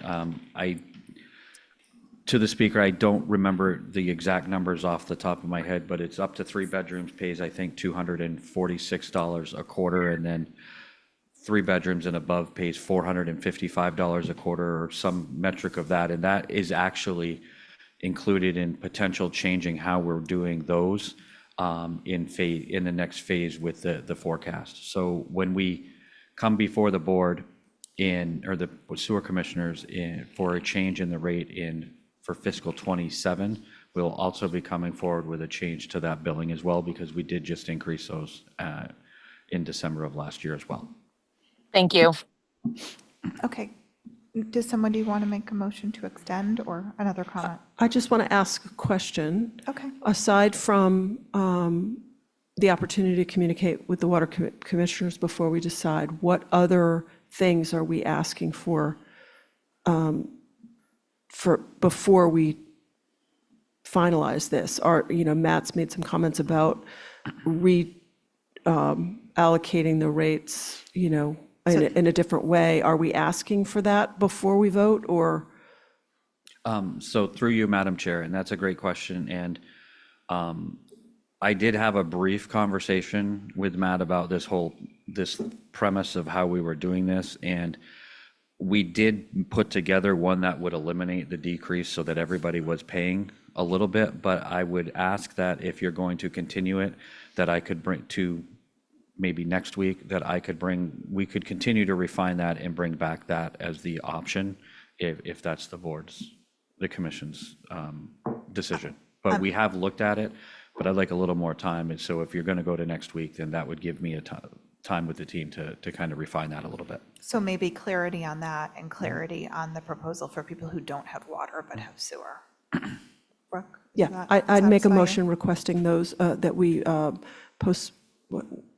Continue. continue the hearing till next Wednesday, and request that those two pieces of information and that the finance director meets with the water commissioners as a courtesy. Second. Okay. All those in favor? Aye. Okay, we'll take this up again next week. Okay. Thank you very much. The information will be in our packets. Yep. Next up, we have two public hearings, same applicant, different locations, to consider increasing their fuel storage tanks for, this is airport gas, and then the second one is going to be, Mid-Island Fuel. sorry, Mid-Island Fuel. It's 2 and 3. I'll open the public hearing on 2, but just in case we continue into 3. Okay, thank you. So Airport Gas Station, Inc., which operates Airport Gas Station at 10 Airport Road, as well as Mid-Island Fuel at 41 Sparks Ave, has put in a request for a bulk fuel license amendment. They currently have 3 on-site bulk fuel tanks at Airport Gas Station, and these were confirmed by the Fire Prevention Officer, Kevin Ramus. They currently have one 1,000-gallon above-ground propane tank, one 8,000-gallon underground regular gasoline tank, and one 8,000-gallon underground split tank with 4,000 gallons of super and 4,000 gallons of diesel. And what they're proposing is no change to the above-ground propane tank, an increase of 7,000 gallons for the regular gasoline, so it would go from 8,000 to 15,000-gallon tank, and then an increase of 6,000 gallons for super gasoline and an increase of 1,000 gallons for diesel. So going from 8,000 gallons total to 15,000 gallons total. We have reviewed the plans. The fire department does require notification prior to decommissioning of the old tanks and the installation of the new, but otherwise the application is in order and we recommend approval. If you do have any questions, Volney Sinclair of Airport Gas is here, as is his engineer, Dan Malloy, who's online. Okay, great. Questions? Comments? This is a public hearing. Would you like to make a comment? Quickly, good afternoon. We're here today to request your support and approval of the planned replacement of these USD tanks at Airport Gas, 10 Airport Road, and Mid-Island Fuel at 41 Sparks Avenue. Our goal is to begin this project in the fall and have it wrap up around Thanksgiving. Why we need the replacement, it's industry best practices dictates that USD tanks be replaced as soon as they approach their end of life, and the tanks at both our locations are currently approaching that end of life period. We're asking to increase the tank size. We're proposing to go to 2 15,000-gallon tanks. The locations, for the key reasons, it's more efficient. With shipping product via JP Noonan coming from the mainland, they'll be able to offload at each location instead of offloading a portion and then heading out to Industrial Road with the remainder of the product. With that, we will also decrease the need for smaller truck deliveries coming from the tank farm, which is helping out with preventing accidents or any spillage. Traffic infrastructure relief, with fewer deliveries, it will lessen the wear and tear and congestions on our streets. It's going to be a lot more cost effective for us. The larger tanks will improve our operational efficiency and reduce any delivery costs over time. And of course, some storm resilience. We all know winter storms. Larger tanks will give us buffer inventory in case there's any weather-related disruptions, or, for example, on Monday, the Steamship Authority hazmat boat had some mechanical issues. We are currently working closely with Fire Prevention Officer Kevin Ramos, who has been really an asset, and the team at the fire department to ensure this process is done safely and in accordance with all acceptable federal, state, and local regulations. We have contracted a very reputable vendor who has done replacement tanks here already, along with Ernest Strang, who has also been doing tanks here on the island. So at this time, I'll hand over to Mr. Malloy, our engineer, if he has any additional comments. Dan, if you need to add anything, otherwise I can just see if we have any questions. I'm all set unless there's questions. Thanks. Thank you. Any board questions? Any public questions or comments? Otherwise, we should take a motion to close the public hearing on number 2. So moved. Second? All those in favor? Aye. Any opposed? Carries unanimously. And then on number 2? Motion to approve? Second. All those in favor? Aye. Any opposed? That carries unanimously. Now, Thank you. I'm opening the public hearing on number 3. Yep. Are there any comments, any questions? If not, let's take a motion to close the public So hearing. moved, Madam Chair. Second? All those in favor? Aye. Any opposed? That carries unanimously. And on number 3 specifically, Move approval. Second. all those in favor? Aye. That carries unanimously. Thank you very much. Thank you very much. Thanks for the full description. So I will be in touch Thank you, with Dan. issued licenses for you to pick up. All right, thank you. You're welcome. Next up, I will hand over to Libby for the town manager's report. Thank you. So in our ongoing series of monthly departmental reports, this month we have Human Resources, and we have our Human Resources Director, Amanda Perry, and she's accompanied by the Assistant HR Director, Theodora Stockett, and they are going to go through a presentation that we hope you're really going to like. We are really trying hard, every presentation that we do, to build on the strengths of the prior. And we think this one, I'll let you judge, but we think it might be the best yet. Well, thank you. No pressure, Amanda. Well, good evening, board. Thank you for having us and giving us the opportunity to talk about all the work that we do in human resources. Tonight, we'll talk about our employee wellness initiatives, open enrollment, professional development initiatives that we've had this prior year, our fiscal 26 internship program. I have some statistics about recruitment and retention, and then we will look for our goals for FY26. One of our top priorities this year was fostering a culture of wellness. We understand that employee wellness and well-being is linked to engagement, productivity, and retention. Wellness isn't just about fitness. It's about creating a supportive environment where staff can thrive, even in high-demand or public-facing roles. That's why we've invested in programs that are both inclusive and accessible. For example, we had a Walk at Lunch challenge with Blue Cross Blue Shield Step Challenge. We offered free classes for yoga, qigong, and mindfulness to give staff tools to reduce stress and stay connected. Our spring roadside cleanup also was a successful initiative. It combined community service and also boosting morale and collaboration across several departments. One of our employees put it best by saying it was a chance to help DPW and understand how they work, and also step away from my desk. So we hope to expand on this program into the fall and throughout fiscal 26.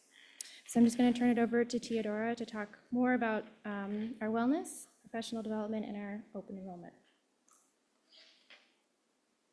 Thank you, Amanda. Good evening. I'd like to begin by sharing an update on one of the most enthusiastically received wellness initiatives we have introduced: on-site dental care through Floss Time. Floss Time is a mobile dental provider, an exclusive partner of Boston Dental that brings licensed professional oral health care directly to workplaces. Their mission is to remove traditional barriers to dental care by making it accessible, convenient, and patient-centered. The Floss Time team visited Nantucket in May And I want to personally highlight just how remarkable the response has been from our employees, both in participation and in feedback. According to the Floss Time team, the visit was a smooth success. Town employees not only appreciated the quality of care, but also found tremendous value in the convenience of on-site appointments, eliminating the need for time-consuming and costly off-island dental visits. A total of 53 appointments were completed, and impressively, 51 of those patients have already rebooked. 0 missed appointments. Employees collectively saved an estimated 424 hours of paid time off by not having to travel off-island for dental care, time that would have otherwise been spent on ferry rides, travel, and off-island appointments. 92% of participants fully utilized their dental insurance benefits, while the remaining 8% opted to be self-pay patients. Floss Time accepts all types of insurance, including Altus Dental, which is the dental insurance that the town offers to town employees. 46 employees, or 86.7%, were identified as needing follow-up care for things like cavities, gum disease, and deep cleanings.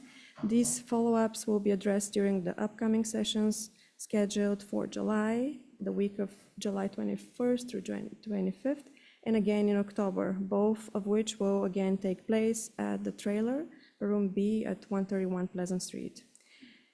Additionally, 2 employees submitted 5-star Google reviews, praising the service as among the best dental experience they've had. One noted how accessible and seamless the billing process was, and the other complimented the professionalism and friendliness of the Floss Time team. We have never seen town employees express this level of gratitude for any wellness benefit we have implemented. The feedback has been overwhelmingly positive. Employees have described it as not only convenient and professional, but also an example of the town truly valuing their time, well-being, and work-life balance. The plan moving forward is to continue offering this service exclusively for town employees and their family members through additional sessions in July and October. Participation and satisfaction levels will be closely monitored, and employee feedback will continue to guide future program offerings. Next slide, please. Next, I'd like to update you on the work of the Safety and Wellness Advisory Group, a cross-departmental initiative launched 1 year ago to promote a culture of safety and health across our workforce. The group brings together 12 representatives from a diverse range of departments, including HR, DPW, police, fire, airport, sewer, water, natural resources, real estate, office, and health and human services. I'm happy to share that our Island Home and Nantucket Public Schools will have representation during the next meeting, making an exciting expansion. Currently, the group is focused on 3 main priorities. First, the group is analyzing injury trends by department. By reviewing workers' comp claims, incident reports, and safety data, the group is working to identify where injury rates are highest, what types of incidents are most common, and which job functions face elevated risks. Second, the group is identifying training needs. Using the data gathered, SWAG is working to develop targeted training programs, hands-on safety education, and process improvements to reduce risks and prevent accidents. Third, the group is planning an on-site risk assessment walkthroughs in collaboration with FutureCom, the town's external risk management partner. These assessments will help identify physical hazards and safety concerns in work environments and recommend practical, actionable solutions. At the June meeting, the group reviewed recent claim data and identified higher injury volumes in departments such as our Island Home, wastewater, and schools.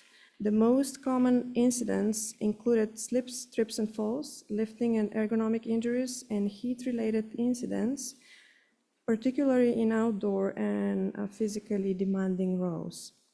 This data-driven approach allows the group to prioritize training and interventions where they're needed most, ensuring resources are focused on high-impact areas. Moving forward, the advisory group will focus on finalizing a customized training pipeline in collaboration with FutureComp, which will include department specific safety trainings, preventative strategies tailored to identified risks, rolling out general safety and wellness training town-wide, such as defensive driving, CPR, and first aid certification. The next meeting is scheduled for August 1st and will feature safety updates from the schools, discussion on stress and burnout prevention, and exploration of de-escalation training opportunities, which are increasingly important for employees in public-facing or high-stress roles. By continuing to analyze trends, develop targeted training, and promote the culture of safety, SWAC is helping to ensure that all town departments benefit from safer, healthier work environments. Next slide, please. Each May, the town conducts open enrollment, a designated period during which employees can review, update, and newly enroll in benefits. This is a critical opportunity for staff to make informed decisions regarding their benefits. Open enrollment not only ensures that employees have the coverage they need, but also reinforces the town's commitment to employee well-being, financial security, and future planning. This year, we offered a combination of virtual and in-person events to make the process more accessible and inclusive for employees across departments and work locations. We hosted an in-person benefits fair held on May 7th, which featured vendor booths from key benefits providers, interactive lunch and learn panel discussions, and one-on-one meetings.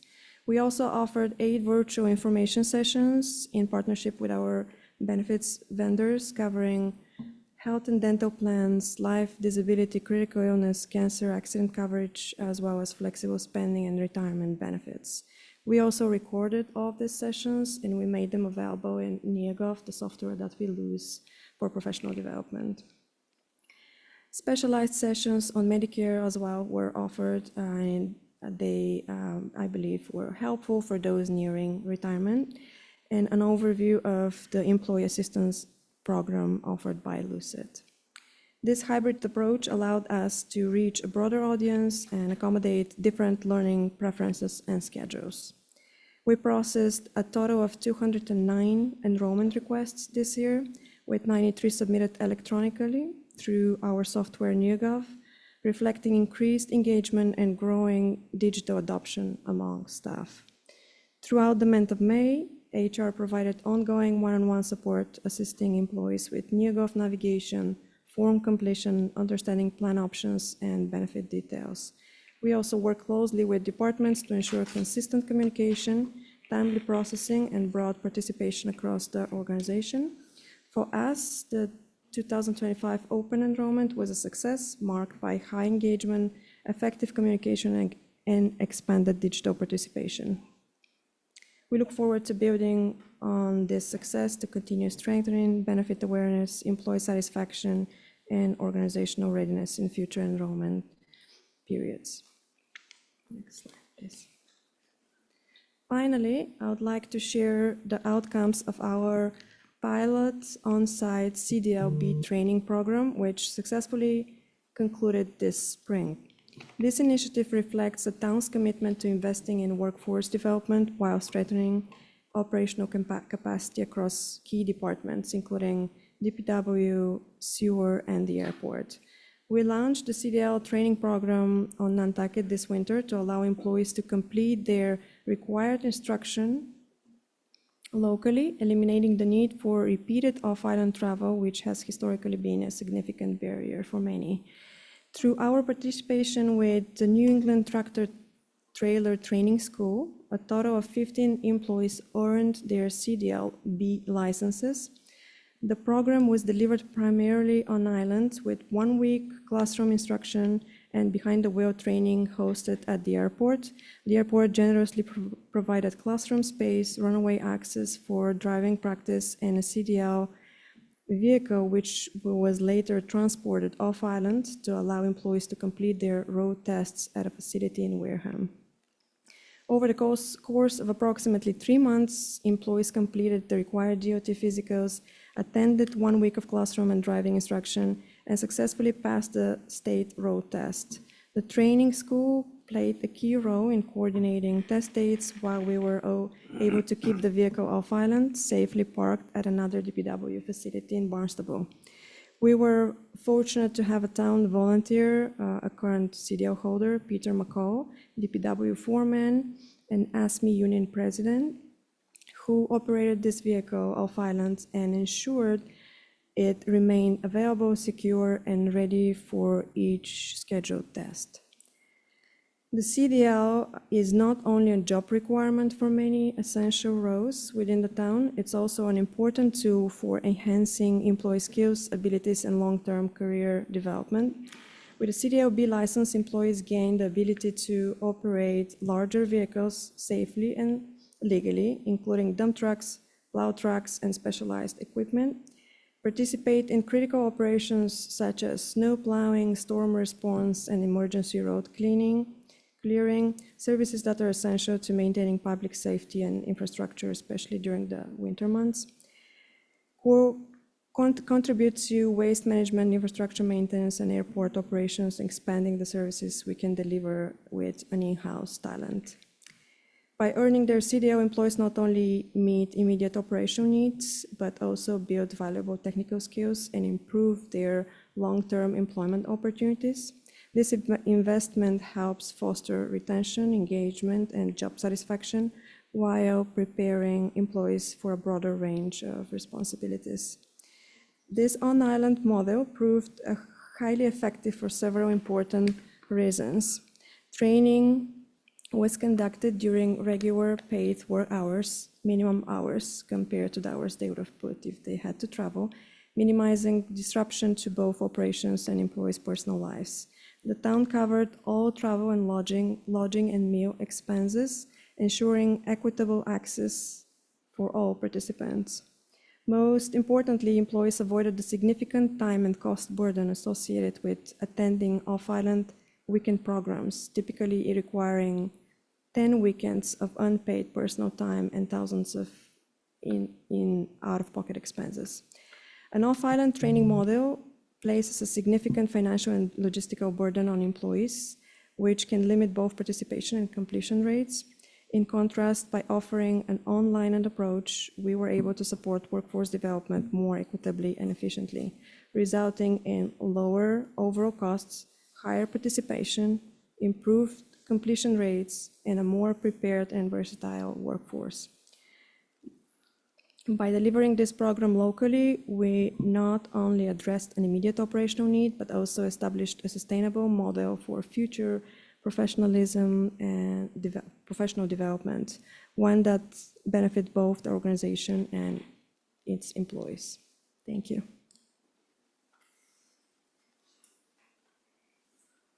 Thank you, Teodora. Our fiscal 26 internship program. So we welcomed 14 interns to various departments. This week we had a welcome breakfast, and we're very pleased to have them joining our team this summer. The pilot internship program was funded with $50,000 through the HR budget, but because of interest, we also secured supplemental funding from the respective departments that are participating because some of the interns started prior to July 1st. The goal of this program is to provide valuable work experience to the students while also supporting operational needs of our departments. We're planning internal project presentations in August, similar to how the WPI students present projects when they participate in programs with the town. And we look forward to having them through the summer. Next slide. This slide represents the sequential order of our recruitment process. The steps that I have starred are the steps that typically take the longest in the process. We've been very diligent in reviewing all of our job descriptions for every position that turns over, and this is to ensure that the document reflects our expectations of the role and also our succession planning objectives. Whenever there are material changes to a job description that is a union position, we inform the union and we negotiate the proposed changes. The interview process is complex, and we dedicate a significant amount of time to coordinating a meeting with a job applicant. For example, if it's a managerial role and we're inviting a candidate from out of state, we'll arrange travel, accommodations, and we plan an agenda for the day for that individual to meet several different employees across the town, tour job sites, or visit various departments. The average time to fill the vacancy has improved significantly from 200 days in fiscal '22 to 110 days in fiscal '25. We attribute this success to the implementation of our recruitment software and the dedication of our HR coordinators, Allison and Anya, to managing the recruitment process. In addition, both the fire department and the police department are continuously recruiting candidates to keep ahead of the approximate 6-month time frame it takes to get a new firefighter or police officer hired. Next slide. This graph represents the fiscal '25 average number of vacancies for the year. You'll notice at the beginning of the year, we start out with a very high number, and that is because we have newly funded positions every year, and I think in fiscal '24, we had about 14 that we added, so usually the year starts off high and then we gradually decrease over time. That period in February where there's an increase, that's not attributable to a significant event. We had several transfers and we're able to fill those positions in March. 406 is the number of funded positions we tracked throughout the year, and we break that down internally between enterprise funds and general fund positions. Next slide. This slide gives you an idea of the total payroll costs for both the school and the town for a look back period going back to 2020 to present.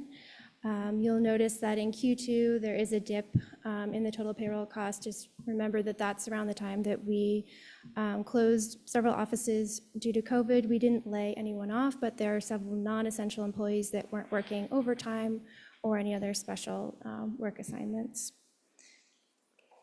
Q2 is also reflective of how the town's salaries change when our seasonal staff are onboarded, so that those numbers reflect when all the lifeguards and all of our seasonal staff are on payroll. Next slide. Recruitment statistics. So this past year, we collected over 1,000 applications in our NeoGov software. This was about a 28% increase from fiscal '24. Breaking down the 1,000 applications, we had 388 seasonal position applications and 736 full-time or part-time position applications. And does anyone want to guess what the most popular day is to apply for a job? Monday? No? Friday? No? Thursday. Ooh. Yeah, so we attribute that to typically our postings will close on a Friday, so people wait till last minute to apply for a job. Also, the paper comes out on Thursday, and we advertise our positions in the local paper, so we think maybe that could be the reason too, but yes. Next slide. So breaking down the 1,000 applications we received, we ended up hiring 61 individuals.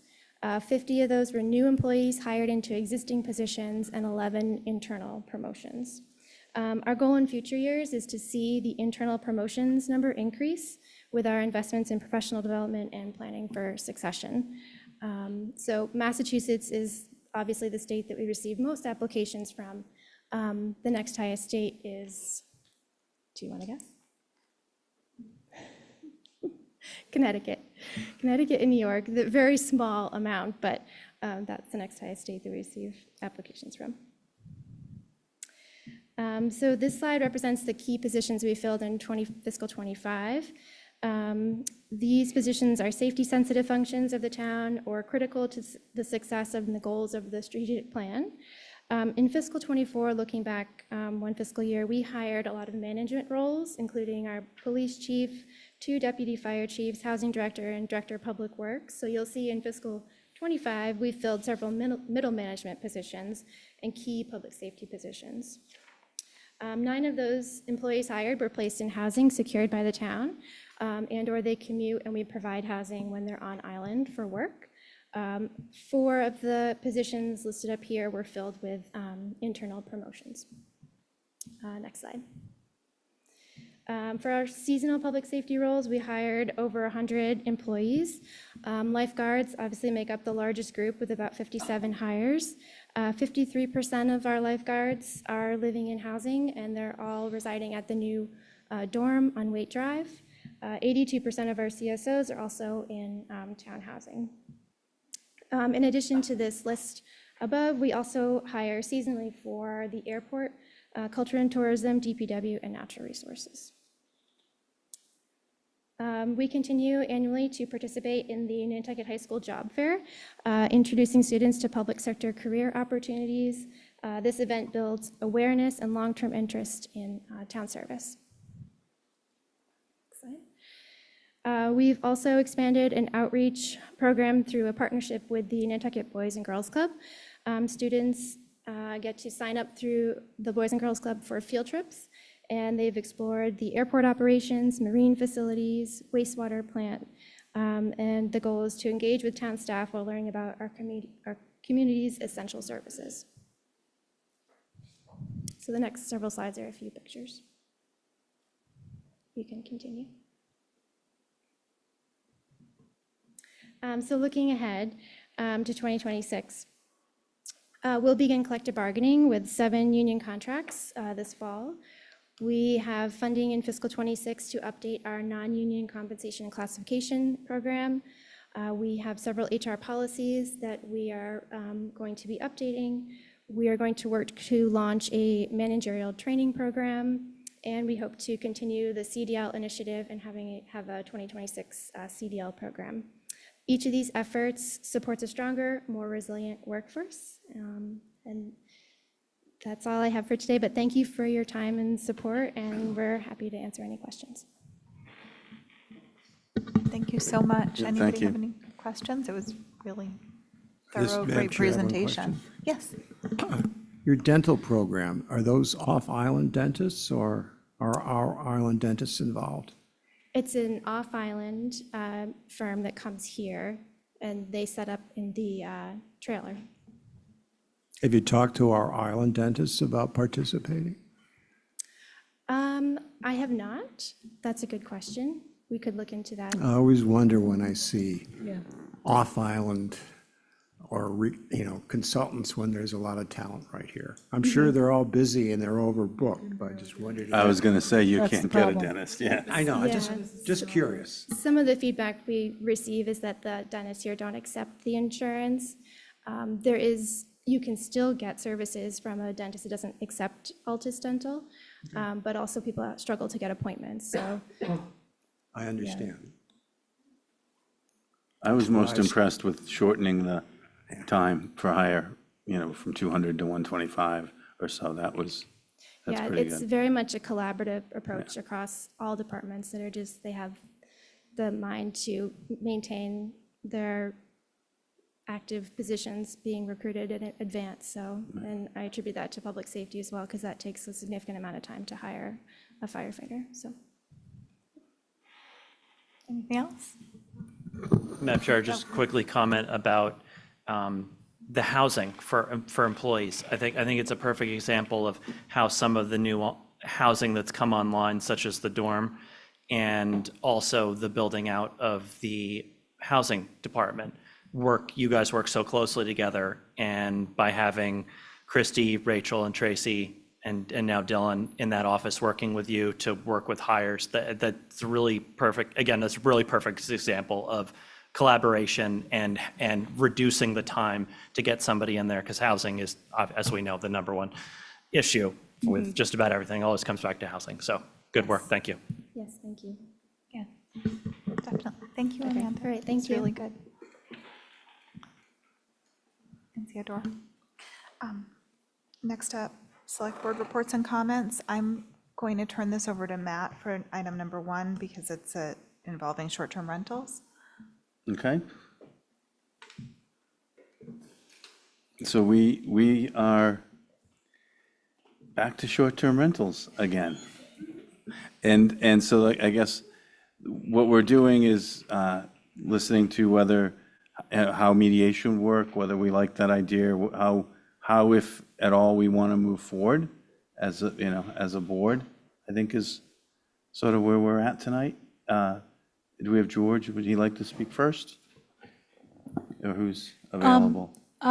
I would just preface it a tiny little bit in addition to that, because I'm not sure all board members have had a full discussion about this, maybe kind of recently.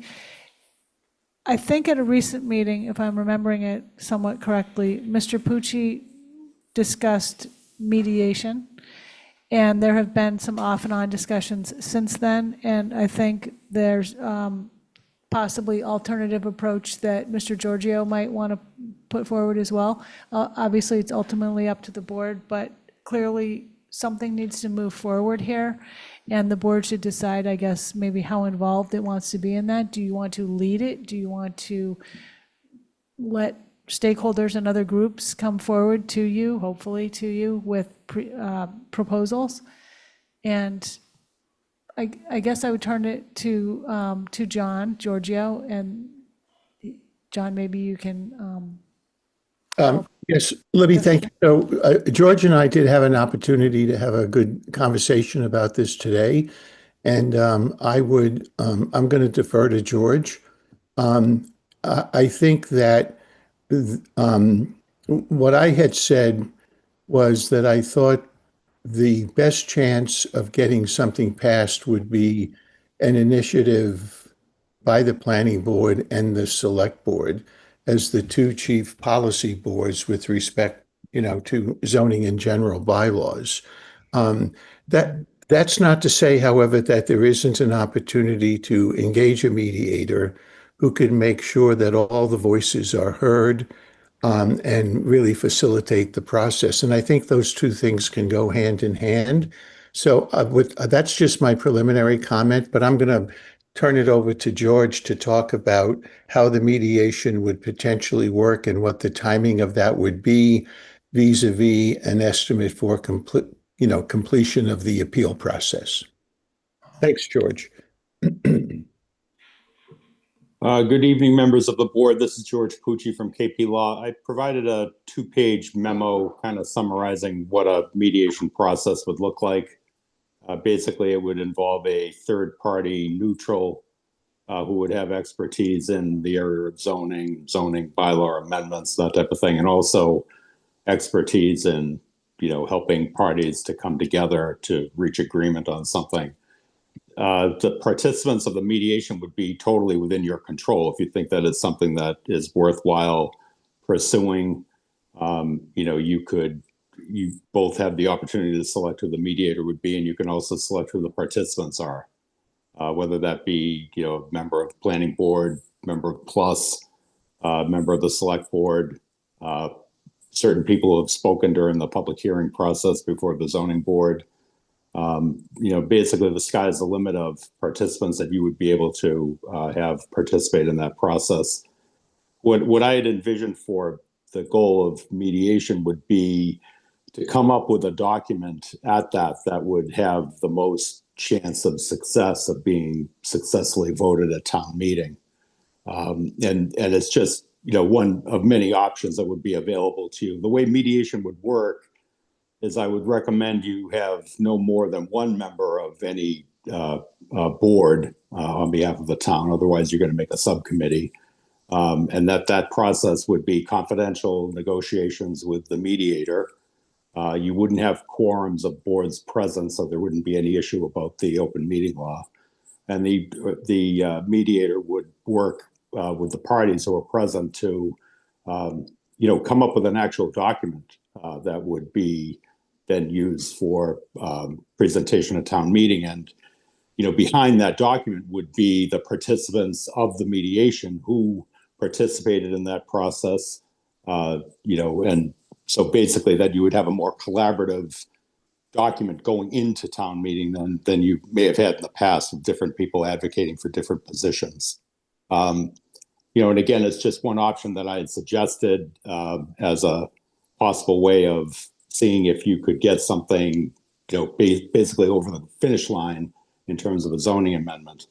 The reason I raised it as sort of recommendation at this time is because, as you know, there was an adverse ruling from the land court. I mean, adverse depending on how you look at it and what your position is on short-term rentals, but adverse position being that they overturned the Zoning Board of Appeals decision, finding that the use of the property in question in that case was an accessory use to the primary residential use. So you have a court ruling. We filed an appeal of that ruling pursuant to your authorization, as well as the zoning board, pursuant to a meeting that you had jointly in executive session. I also filed a motion to stay the portion of the ruling that required the zoning board to conduct further proceedings within 45 days. And together with the FAQ document that you had previously issued and the position of the town as stated in the motion that I filed with the court, is pretty clear what the town's position is on the pending court case and the viability of the town's appeal of that decision. Having said that, any type of litigation is always uncertain. The potential outcome of any appeal is uncertain. So if you wanted to sort of, spearhead some sort of effort to make sure that the next time something is presented at a town meeting, there is maybe a little bit more power behind it, even if it's just tweaking, proposals that have already been made and crafting those further and addressing issues and getting them teed up for a vote, even if it's that process, you would be regaining control of that situation by way of a zoning amendment, rather than, it's not a matter of rolling the dice, because there are arguments being made, in support of the appeal. So it's not exactly rolling the dice to see how you'll make out in court, but it does have an element that takes control out of your hands. So that was why I made that recommendation at this time, as a way of trying to, solidify your ability to maintain local control over this issue, as opposed to waiting for ultimately how an appeals court would rule on the land court's decision. All right, thank you. I'm going to take public comment, but first, are there any questions or comments from the board before we take public comment? Yeah, Mr. Chair, haven't we done this before? I sort of felt like that too, but yeah. I mean, and then we got the question, we've done this before, we had a mediator. We're going to be arguing probably for several weeks about who's going to be on this, who's going to be represented. I'm skeptical right now. Someone has to convince me it's a good idea, since we've already done it. I did want to answer that, if that's okay, Matt. Yes, please. Yes. Yeah, and I definitely recognize the concern that the different mediation, as I'm proposing it, is not the process that you've gone through so far. You've had a public forum, and various positions were made during that. You ultimately ended up with zoning proposals which were only supported by, certain parties or entities. The mediation process in this regard would be a skilled mediator that helps the parties get to yes. There's a cliche about in negotiations that, a successful negotiation is everybody goes home unhappy. I don't believe in that cliche. The purpose of a mediation is so that everybody participating in that, even if their interests are, adverse at the beginning, everybody goes home happy as a result of that process, that they can sign off on a document that they're proud of and that they're willing to support.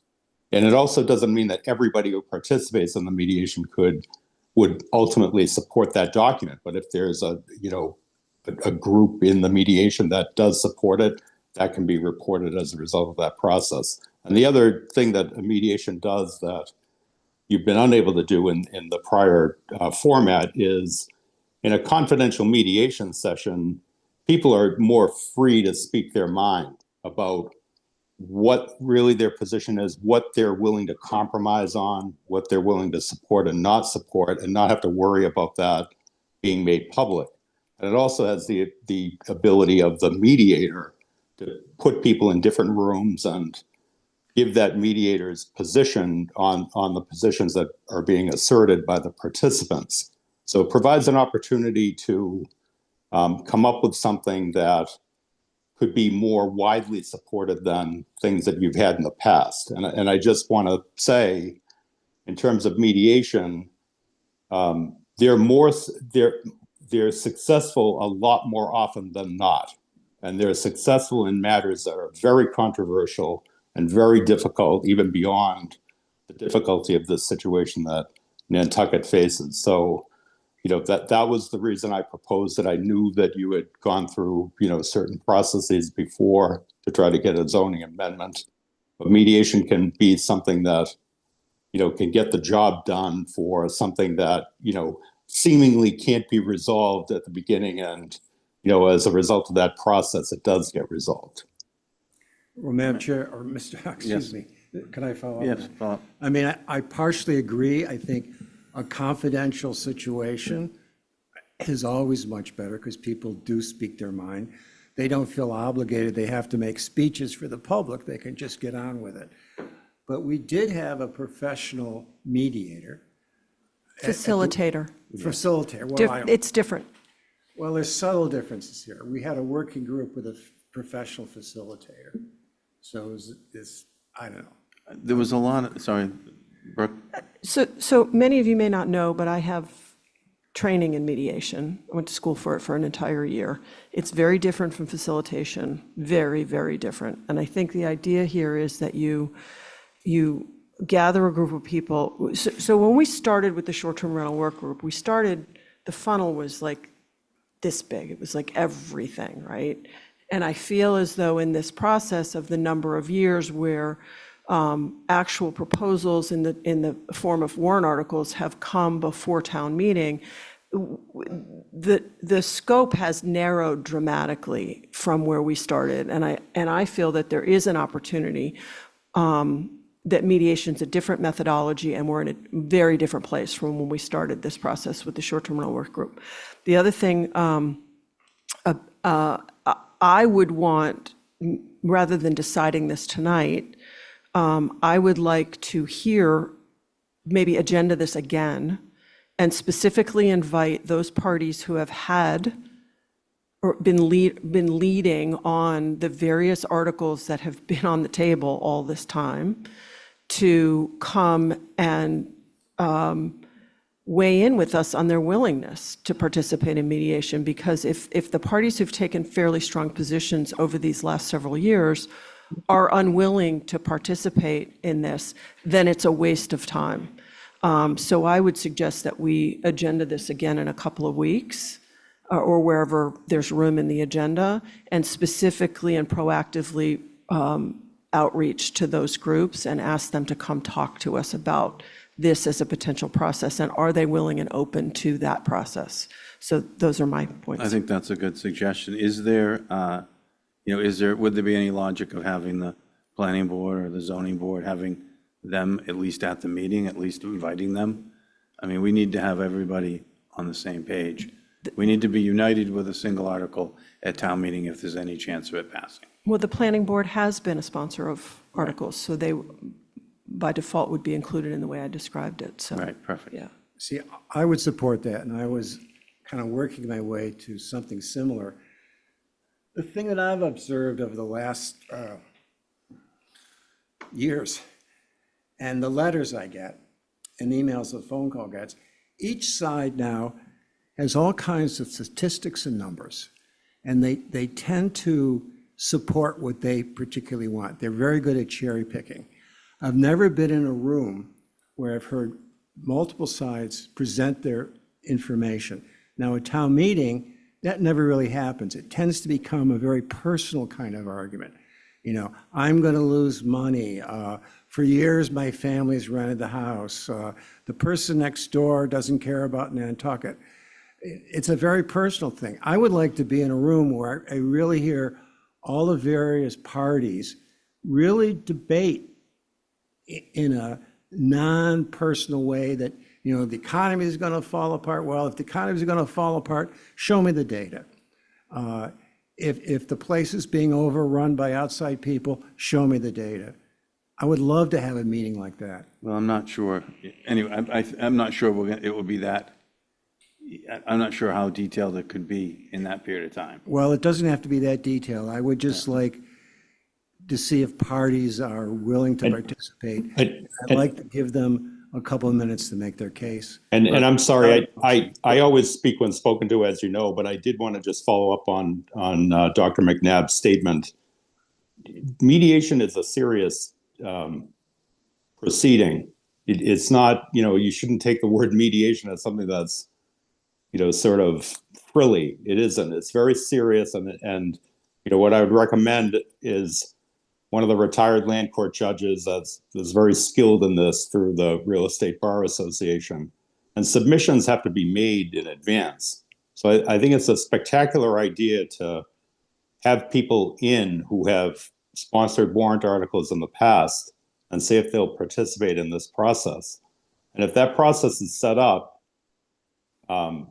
submissions have to be made to the mediator in advance. Position statements have to be provided. That mediator is going to do a lot of work before that initial session. And then they're going to get into details like this. So as Matt just said, you don't know if you'll be able to have the time frame for that. Well, there will be. And if somebody really wants to participate in good faith and they've presented warrant articles before and they feel strongly about their position and they have the data to back it up, they should be prepared to provide that if you agree to have them participate in this process. And they'll have to provide it, as I said, to the mediator in advance. And typically mediators will have confidential statements submitted to them in advance in writing so that the mediator can be fully prepared on the types of issues that Dr. McNabb just talked about. So I did want to interject that just to give you a flavor of as Brooke had noted, she's been experienced in this field before. These are serious proceedings that people have to come well prepared and willing to participate in good faith in. So I did want to just interject that. Yeah, no, and I've participated a couple times, and the retired judges, the mediators do a lot of homework, and they know as much or more than some of the people in the room. So, yes. The other thing that I want to point out is we now have a functioning rental registry. We have a hotline, and we have a season upon us of short-term rentals.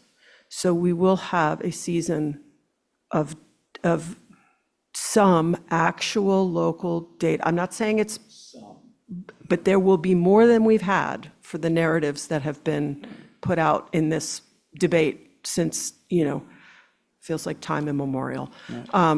But I think a very formal, and people would have to make a commitment, and this process of presenting statements in advance. I've participated in one recently, actually, and it's serious business, and it is not about public pronouncements or public statements. It's a different exercise than anything we've been through, but I want to know people are committed before we move the process forward. Tom, and then let's go to the public, and then we can come back to the board. Thank you, Mr. Chair. Yeah, also to Brooke's point, when this all started, Chapter 123 and Chapter 338 in the code was not around, and it is, and add that with the registry, there is actually a lot, the corporate provisions, there's actually a lot that's happened in the general bylaw space. I couldn't agree more that this is the right thing to do to pursue mediation, to get everybody as much as possible within reason. I don't think it could be 1,000 people or 250 people, but maybe that's for one select board member and the mediator and whoever to figure out. Maybe there's some intent to participate and they figured out. That's all got to be figured out. But I think the intent of mediation to, as George and Brooke have described, is the right thing to do. I think this always was a legislative solution. Town meeting has got to agree on some form of codification, and then whatever can get the threshold for any regulations in a general bylaw. That's got to be figured out, and I think that the only way that I see as possible to figure that out and to see what folks are willing to accept is through some kind of process like this where it's open and people can speak their minds without fear of it, et cetera, et cetera. So I highly support this, and I'm certainly open to Brooke's idea about reopening this in a couple weeks or next week or whenever the chair and vice chair agree to bring this back up. All right, I'm going to go to the public and then come back to us. Ms. Balzer? Caroline Balzer. I also have experience in facilitation and mediation. And while there may be some utility, certainly in mediation due to the community bullying aspect, I definitely don't think there's any utility in mediation as applied to legislation. And the voters are the legislators. So to mediate the voting, the body, when we've had very recent evidence of momentum on May 5th, where we saw a very clear directional shift, I think is disrespectful to the voters. There's a large group of voters who have been participating in gathering signatures and signing a warrant, citizens warrant article. And none of those people that I've spoken to would be interested in returning to something that is so muddying as mixing a whole bunch of different people in a conversation where we've had more opportunity to talk about this topic for 4.5 straight years. I think we've exhausted the community. I actually think it's a public health concern at this point, and to interrupt the process of just trying to get back to answering the judge, which is what the voters obviously were trying to do on May 5th, with a very clear communication around what they voted towards and what they voted away from, I think would be disrespectful to the land court, to Nantucket, and to the voters. So I would urge you, I wrote all of this in an email to the select board, and I did think of all of those items carefully.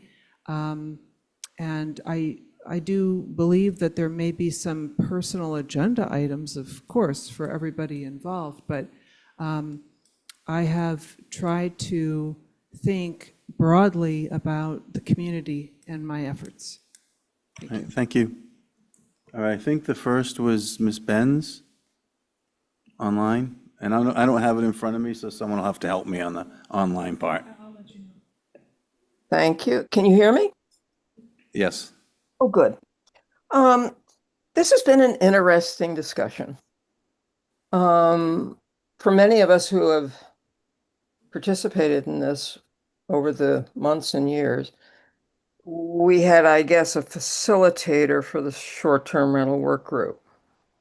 And now we have a proposal for a mediator. And then we have Mr. Pucci saying that the mediation is confidential. But then we have Mr. Dixon saying that this is an open process.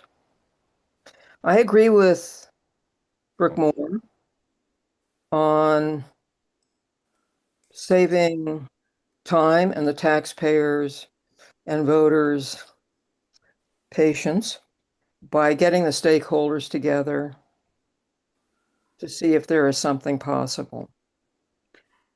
And as a sponsor of an article recently and a representative of a group that would be a stakeholder, I think that's a sensible thing to do. And I agree with Malcolm on data. But So a question, Charlie, you would be willing to participate if we had this in a week or 2 weeks? You would come and yeah, okay. unwillingly, I would do it. I mean, I'm sort of fed up with this subject, but I think that it's pointless to engage, having participated in that subcommittee last spring, which was exhausting and futile.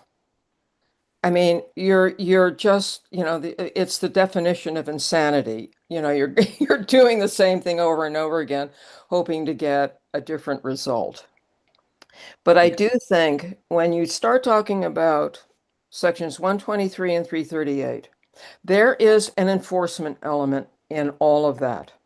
It's fine to talk about registrations.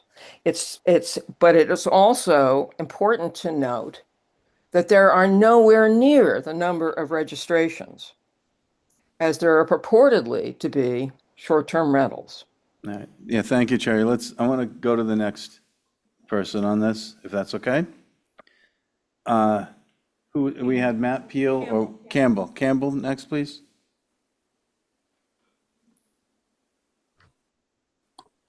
Good evening. Can you hear me? Yes, we've got you, Campbell. No? Yes, we Okay, can hear great. you. Sorry.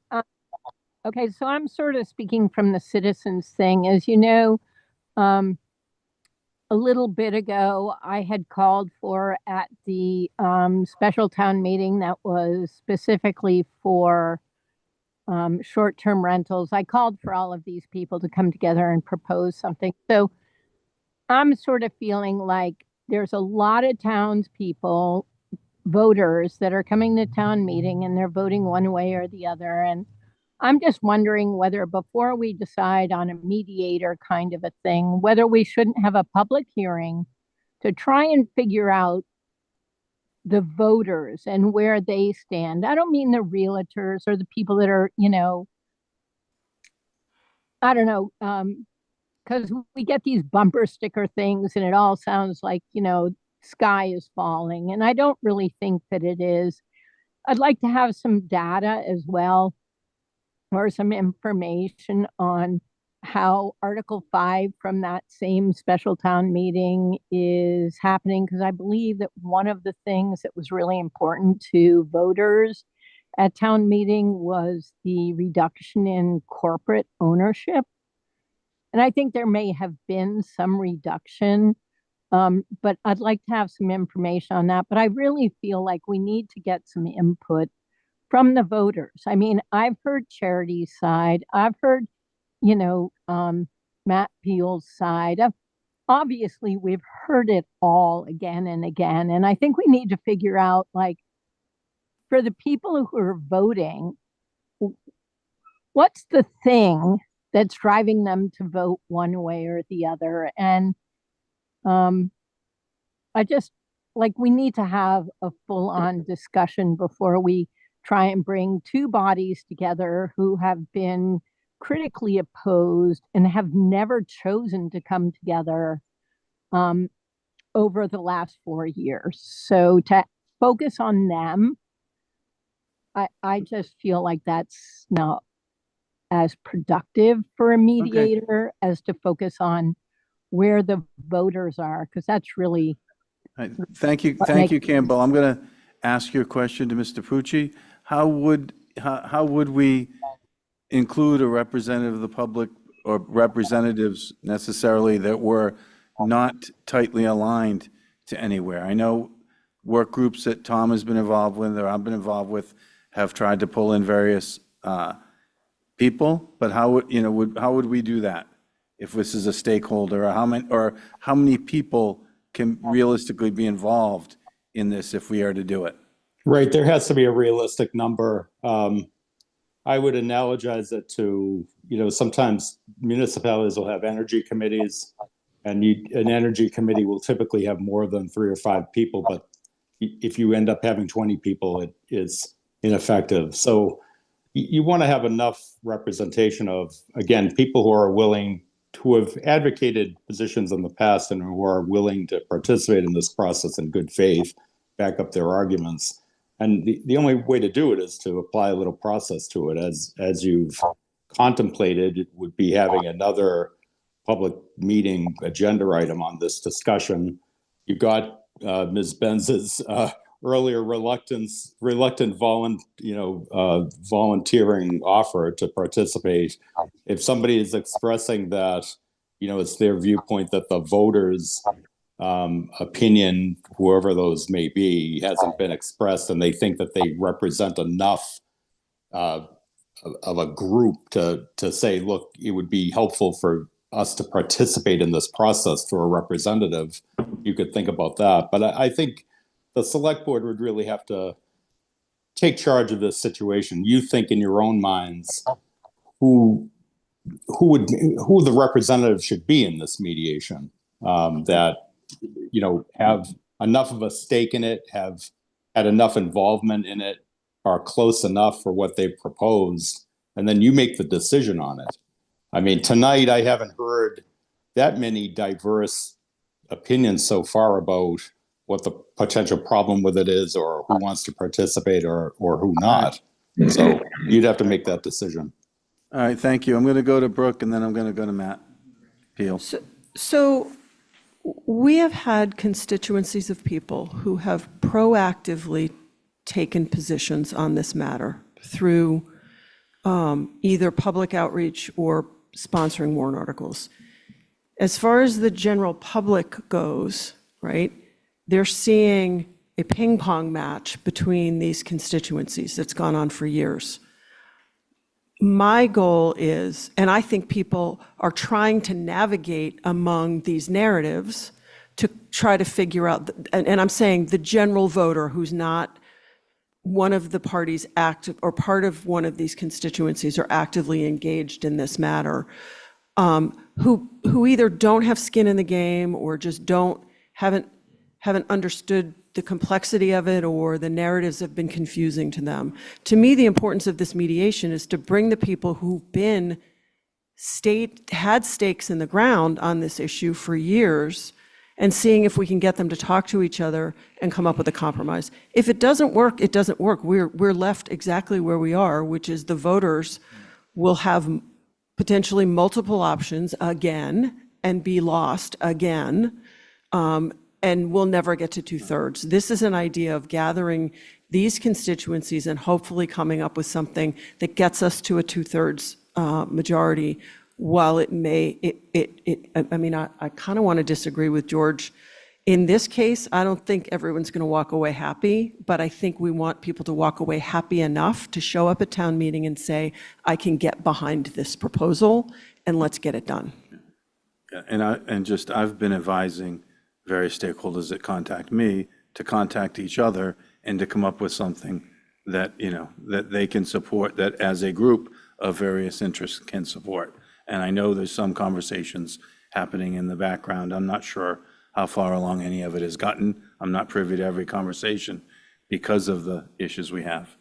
I just wanted to interject, Matt. It's important to bring again the context that you're in with this, because remember, and this is really for the board, and I'm not advocating anything for you, I'm just putting this option, but I just wanted to remind you of the status of the litigation. You're in a situation right now, the town is, and I have no stake in this. I'm just saying what the situation is. If you feel strongly one way or another about short-term rentals, everybody's position is in a vicarious state right now, because nobody has certainty as to how the outcome will end up. And so when you end up with that court decision, you're going to have it. And I know that this board has always been proactive in trying to get on top of something instead of reacting to it and saying, how do we deal with this now that this has happened?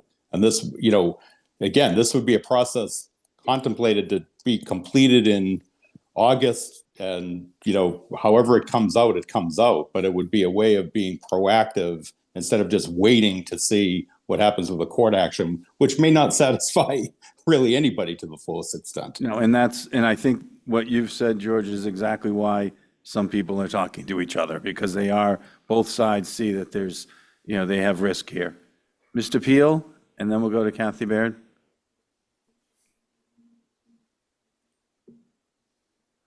Matt? Hey, Matt. Thank you. Appreciate it. Yeah, it is a very interesting idea, and I share kind of Charity's reluctancy about this, or not. I wouldn't say reluctancy, worry about it. I think and we didn't by any means coordinate our comments or anything tonight, but one of my worries is without the transparency of, like, say, a work group or something for the public, it's hard for the public to kind of buy into it. That's one of my worries. And then secondly, too, is until the town is really seen with some enforcement behind these STRs and rules and regulations and things like that, I think that they're going to have a hard time getting behind anything. But I guess it's a question as well, is like, how far is this mediation going to go into detail about, like, is it going to change, or who can take over or run the STR program? I mean, would that be part of this mediation as well? Because that's something to think about. I think, if this is going to happen, it needs to be rolled out in an entire package. It can't just be, okay, here's a zoning article, or here's a general bylaw article. There needs to be an entire package, enforcement, everything. And I think that's where we keep getting stumbled up, is that there's a little bit here, a little bit there, a little bit here, a little bit there, but not, it needs to be all together, an entire package saying, here it is, this is what we need to do, all parties agree, boom, put it on the table. And then just lastly, I just wanted to follow up on a comment that Ms. Balzer keeps making, but, I just want to remind the board too, if the way the last town meeting started and ended and how the days were broken up, if we didn't stop right before short-term rentals, I think the votes and the turnout for the votes and the way the votes happened would have gone a completely different way. So I think that's just something to keep in mind as well. So I don't think that we're shorting the voters by any means. I just want to make sure there's, clear transparency and the voters understand it. And the messaging after mediation is going to be a big part too. So. All right. Yep, thank you very much. Kathy Baird? Hi, thank you. This is Kathy Baird. I just have three kind of points I want to make. First of all, as part of the short-term rental work group with Tom, we really worked very, very hard in that. I know it was non-mediation. I know that's very different. But that process and then the one that followed that Matt was and Charity were involved with last time, they've both failed. And I think that's the reluctance you're seeing of trying to dive in again when that hasn't worked. In both of those cases, there were people in the process that went along with the mediation or facilitation and negotiations until the last minute and then walked away from it. Where, the short-term rental work group, I know there were 8 out of 9 lined up with something that was submitted to the town, and to have it just be ended like that is very frustrating. So one thought would be, how do you prevent that from happening? Is there a way to prevent that from happening if we were to go dive in a third time on something like that? The other thing I want to mention is I was in the courtroom for the Ward 2 case and the final closing arguments. And one thing that I noticed by being there is that you really see the body language and the tone of voice that the judge had. I wasn't really that surprised with his ruling, because I think he seemed to be really fed up that the town hadn't done anything. He wanted to put down the questions he asked the town and both sides to respond to, really made it clear that he was going to do something that nobody would like, to force the hand of the town to go forward with something. So that's just one thing there. And then I think I agree with Matt Peel on having a complete package that would include several things that, like the Board of Health or who's going to do the enforcement. So when Brooke mentioned the data issue, I think one thing we're missing a bet on is in Chapter 338 right now is a requirement for all short-term rental operators to submit a quarterly report with their rental information on there. How many times they've rented, how many days, all of that information is in the law right now, yet there's no way to submit that. The current vendor doesn't have software to support it. So those of us who are, good behavior short-term rental operators would love to have the enforcement along with the people who are concerned about it. So I think that's really important, and that's supported by both sides right away. But we should start collecting that data. Otherwise, we're really not going to have Nantucket-specific data that's from the registry that's going to be useful to this kind of a mediation if we don't do that. And we'll be relying on, NARA provides their data, and Act Now provides their data, and we really need to have data that's coming from the town. Thank you. Great, thank you. All right, so we're back to one more. I just wanted to, this is Jill Veith, I just want to make one point about the process, because And I'm not weighing in on opinion about what you should do. I think it's a good idea, definitely worth hearing more discussion about it. But if you're next going to talk about when town meeting is, and if that moves up a month, then the citizen warrant articles will probably move their filing deadline up a month. So that's going to be a lot earlier, and that's coming up quick. So I hope that you don't delay what you decide on this in that sense. I just wanted to point that out. Right, thank you.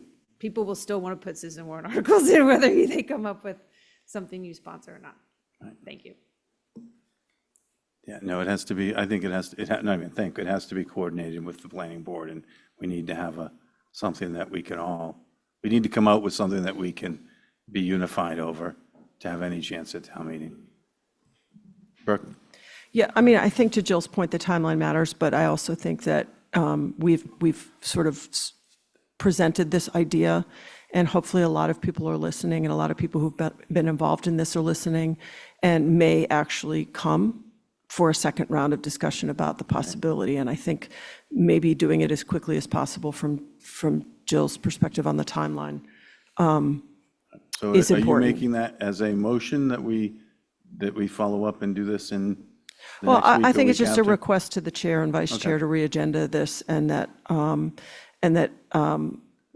there be some public outreach that this is on the agenda beyond just the posted agenda. Okay. Thanks. And I think I think people are taking this very seriously from various sides, because I am hearing from some of them. I think it is, I think they are talking to each other and making progress in some manner. And so I think, there may be a path here, and I hope that there is, because I think that's, something that, for everybody's sake, that we need to, sort of come together on this and solve. I know both sides or different sides are worried about enforcement and how are we going to do it. You can only climb one mountain at a time. And so I think that however we do this, let's try to solve the zoning portion and the lawsuit and the zoning portion and the defining what a traditional rental is and what is allowed. Let's solve that, and then we can climb the next mountain. Because otherwise, I think if we get caught in, my suggestion is if we get caught with too many things, trying to do too many things at once, we may not be successful. So I would caution people, that's very important, it's being worked on, but, and it can be part of this, but it shouldn't take it down. So anyway, Tom? Matt, I completely agree, and that's something that was very apparent in the work group and also the short-term rental subcommittee, which I chaired. And I don't mean to sound a little defensive, maybe I am a little bit, but I will defend that process because we did come up with that article. It failed, yes, it was not successful, but the process of getting everybody in the room and spending 20 hours over 2 weeks to get an article, to get everybody to at least at the time agree to it was successful. And just to go back through you to Ms. Benz about my saying the word open, I meant people could be open in a forum where they were able to be open without, certain things being able to, or, in public. Yeah, exactly. So that was really my comment. Yeah. And Charity's got her hand up one more time. Charity, can it be quick? Very quick, and it'll be surprising to you. I appreciated what Kathy Baird said, and I think that if we review the provisions of 123 and 338, one of which requires every advertised property, whether it's on a platform or on Nantucket, to show its registration number, we will make great progress. And so if there's an openness there to include, a laundry list of enforcement actions that could be taken by the town that could help all of this, I think that you might get somewhere. Thank you. All right, well, thank you. All right. Are we We ready? I just have one more comment. One more comment, and can we go to Carol? Yeah, all right. Let her go, then I'll. Got to be quick, though. We're wrapping this up. I'll We're be gonna really be quick. meeting again in a week or two. Thank you. Caroline Baltzer. Just to clarify, Matt, something that you just said, it sounded like you were, I think, referring to the missing zoning code from 2015 and trying to just simply address that in a zoning bylaw before going to general bylaws? Is that what you were? No, that Okay, wasn't what I was saying. Could you say again what you said, because I just wanted to be clear?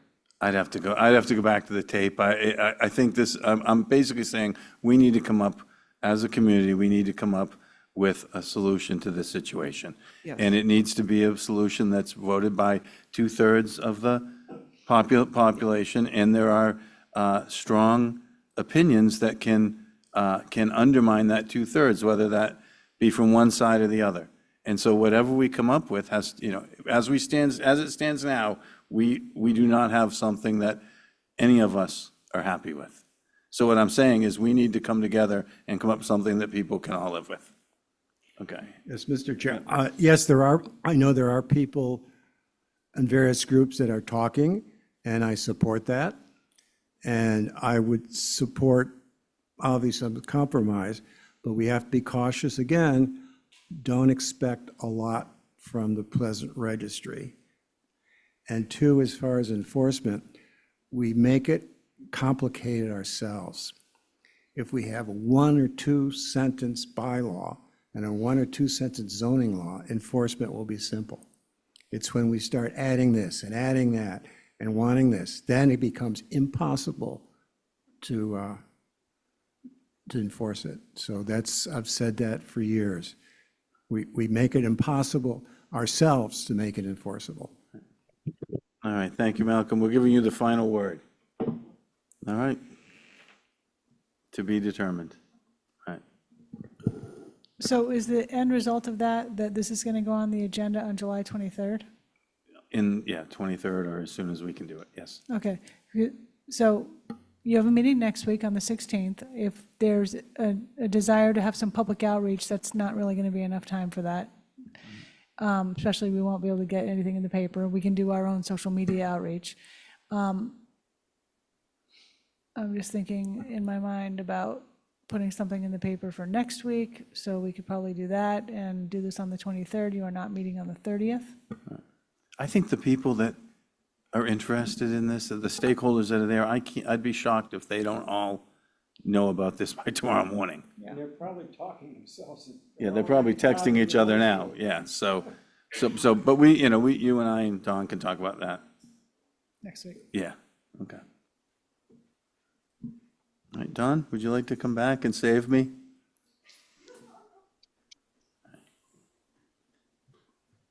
And I think you're done with me for the night. Yes, thank you. Thank you very much. Have a nice night.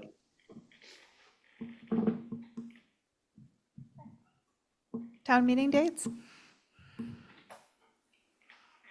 For the annual? So there's some information in your packet, and this is a similar looking format to what we did when we set the 2025 annual town meeting. There are some considerations that we give when we're trying to figure out when to have the annual town meeting, including the availability of key officials, the availability of the e-voting group, days of the week, school concerns, holidays or other events, and other town concurrent activities. So with respect to holidays and other events, there's an asterisk there which reviews some of those holidays, including Passover, Easter, Patriots' Day, vacation weeks, Daffodil Weekend, and Memorial Day.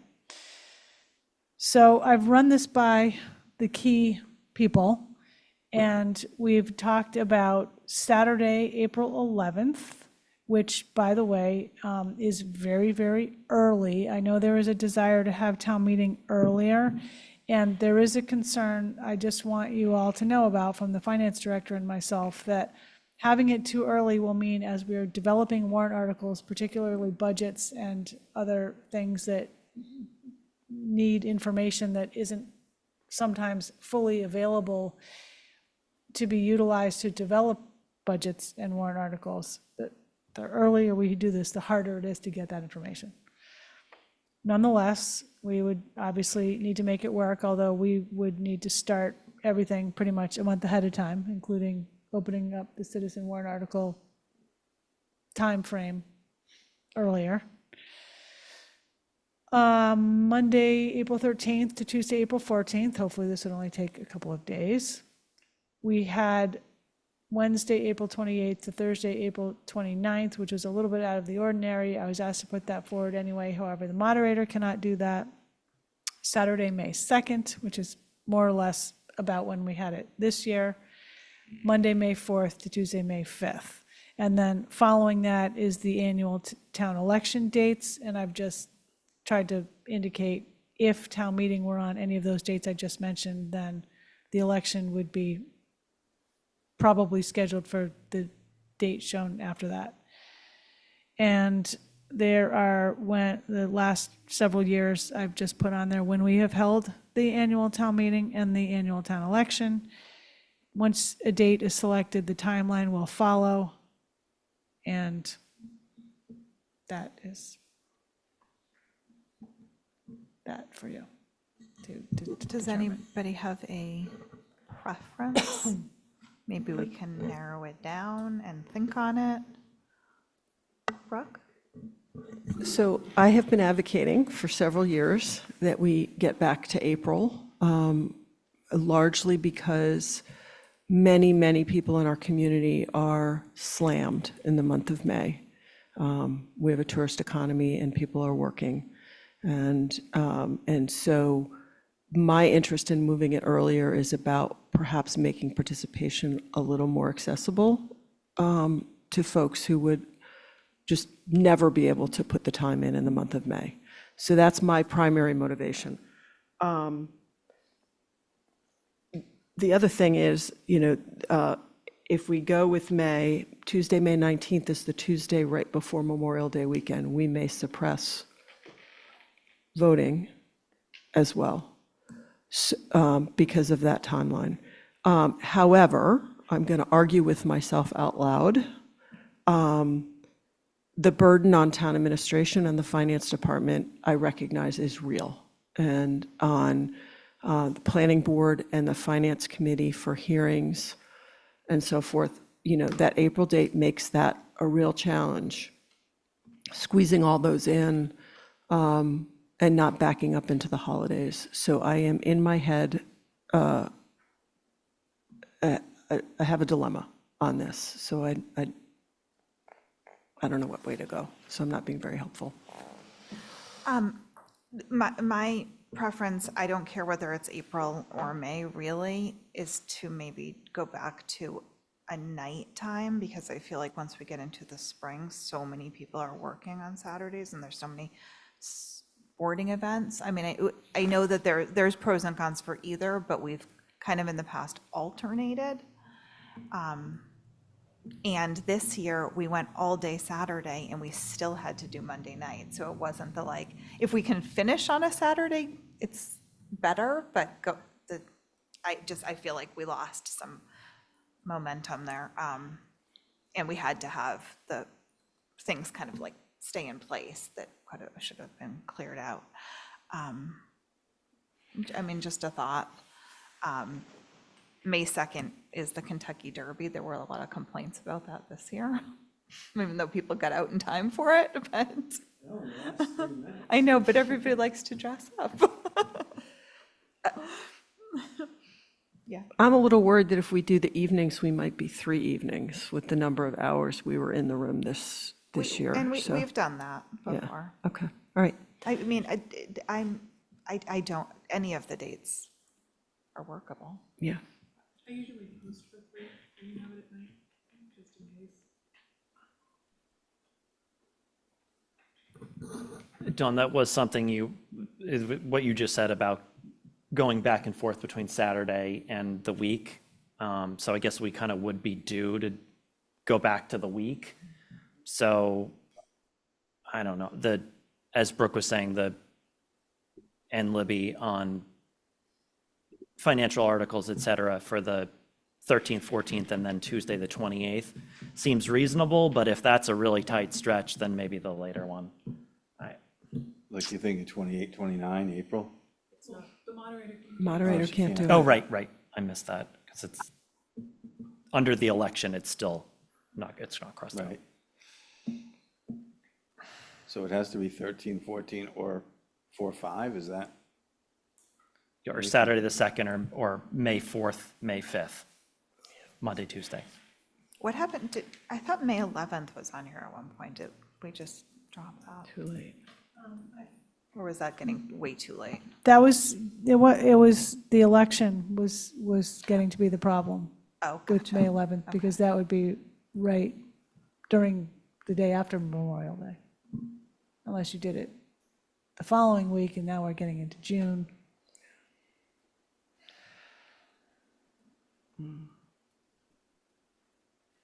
Does everybody want to think about it? We don't need to set it. Last year, I think we set it in August. I don't know. Think on it a little more. Okay. It's getting late, and I know now we have a big executive session agenda first thing tomorrow morning. Okay.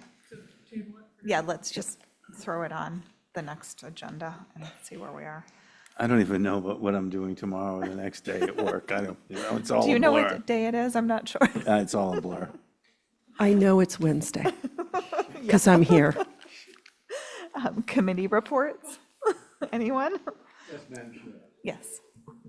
The RFPs for the African American House investigation were due this past Monday. We did have some interest in it, but we ultimately ended up with 2. And so our goal is to make a decision by the end of this month. One of them is, both are out of state, and we sort of wanted to get someone that didn't have a lot of input to Massachusetts and Nantucket, as one group is from Texas and one from Virginia. Very interesting. Yeah. Okay. Well, we'll stay tuned on that. Anything else? Anybody else? We have to adjourn? Second. All those in favor? Aye. Unanimous. We are adjourned.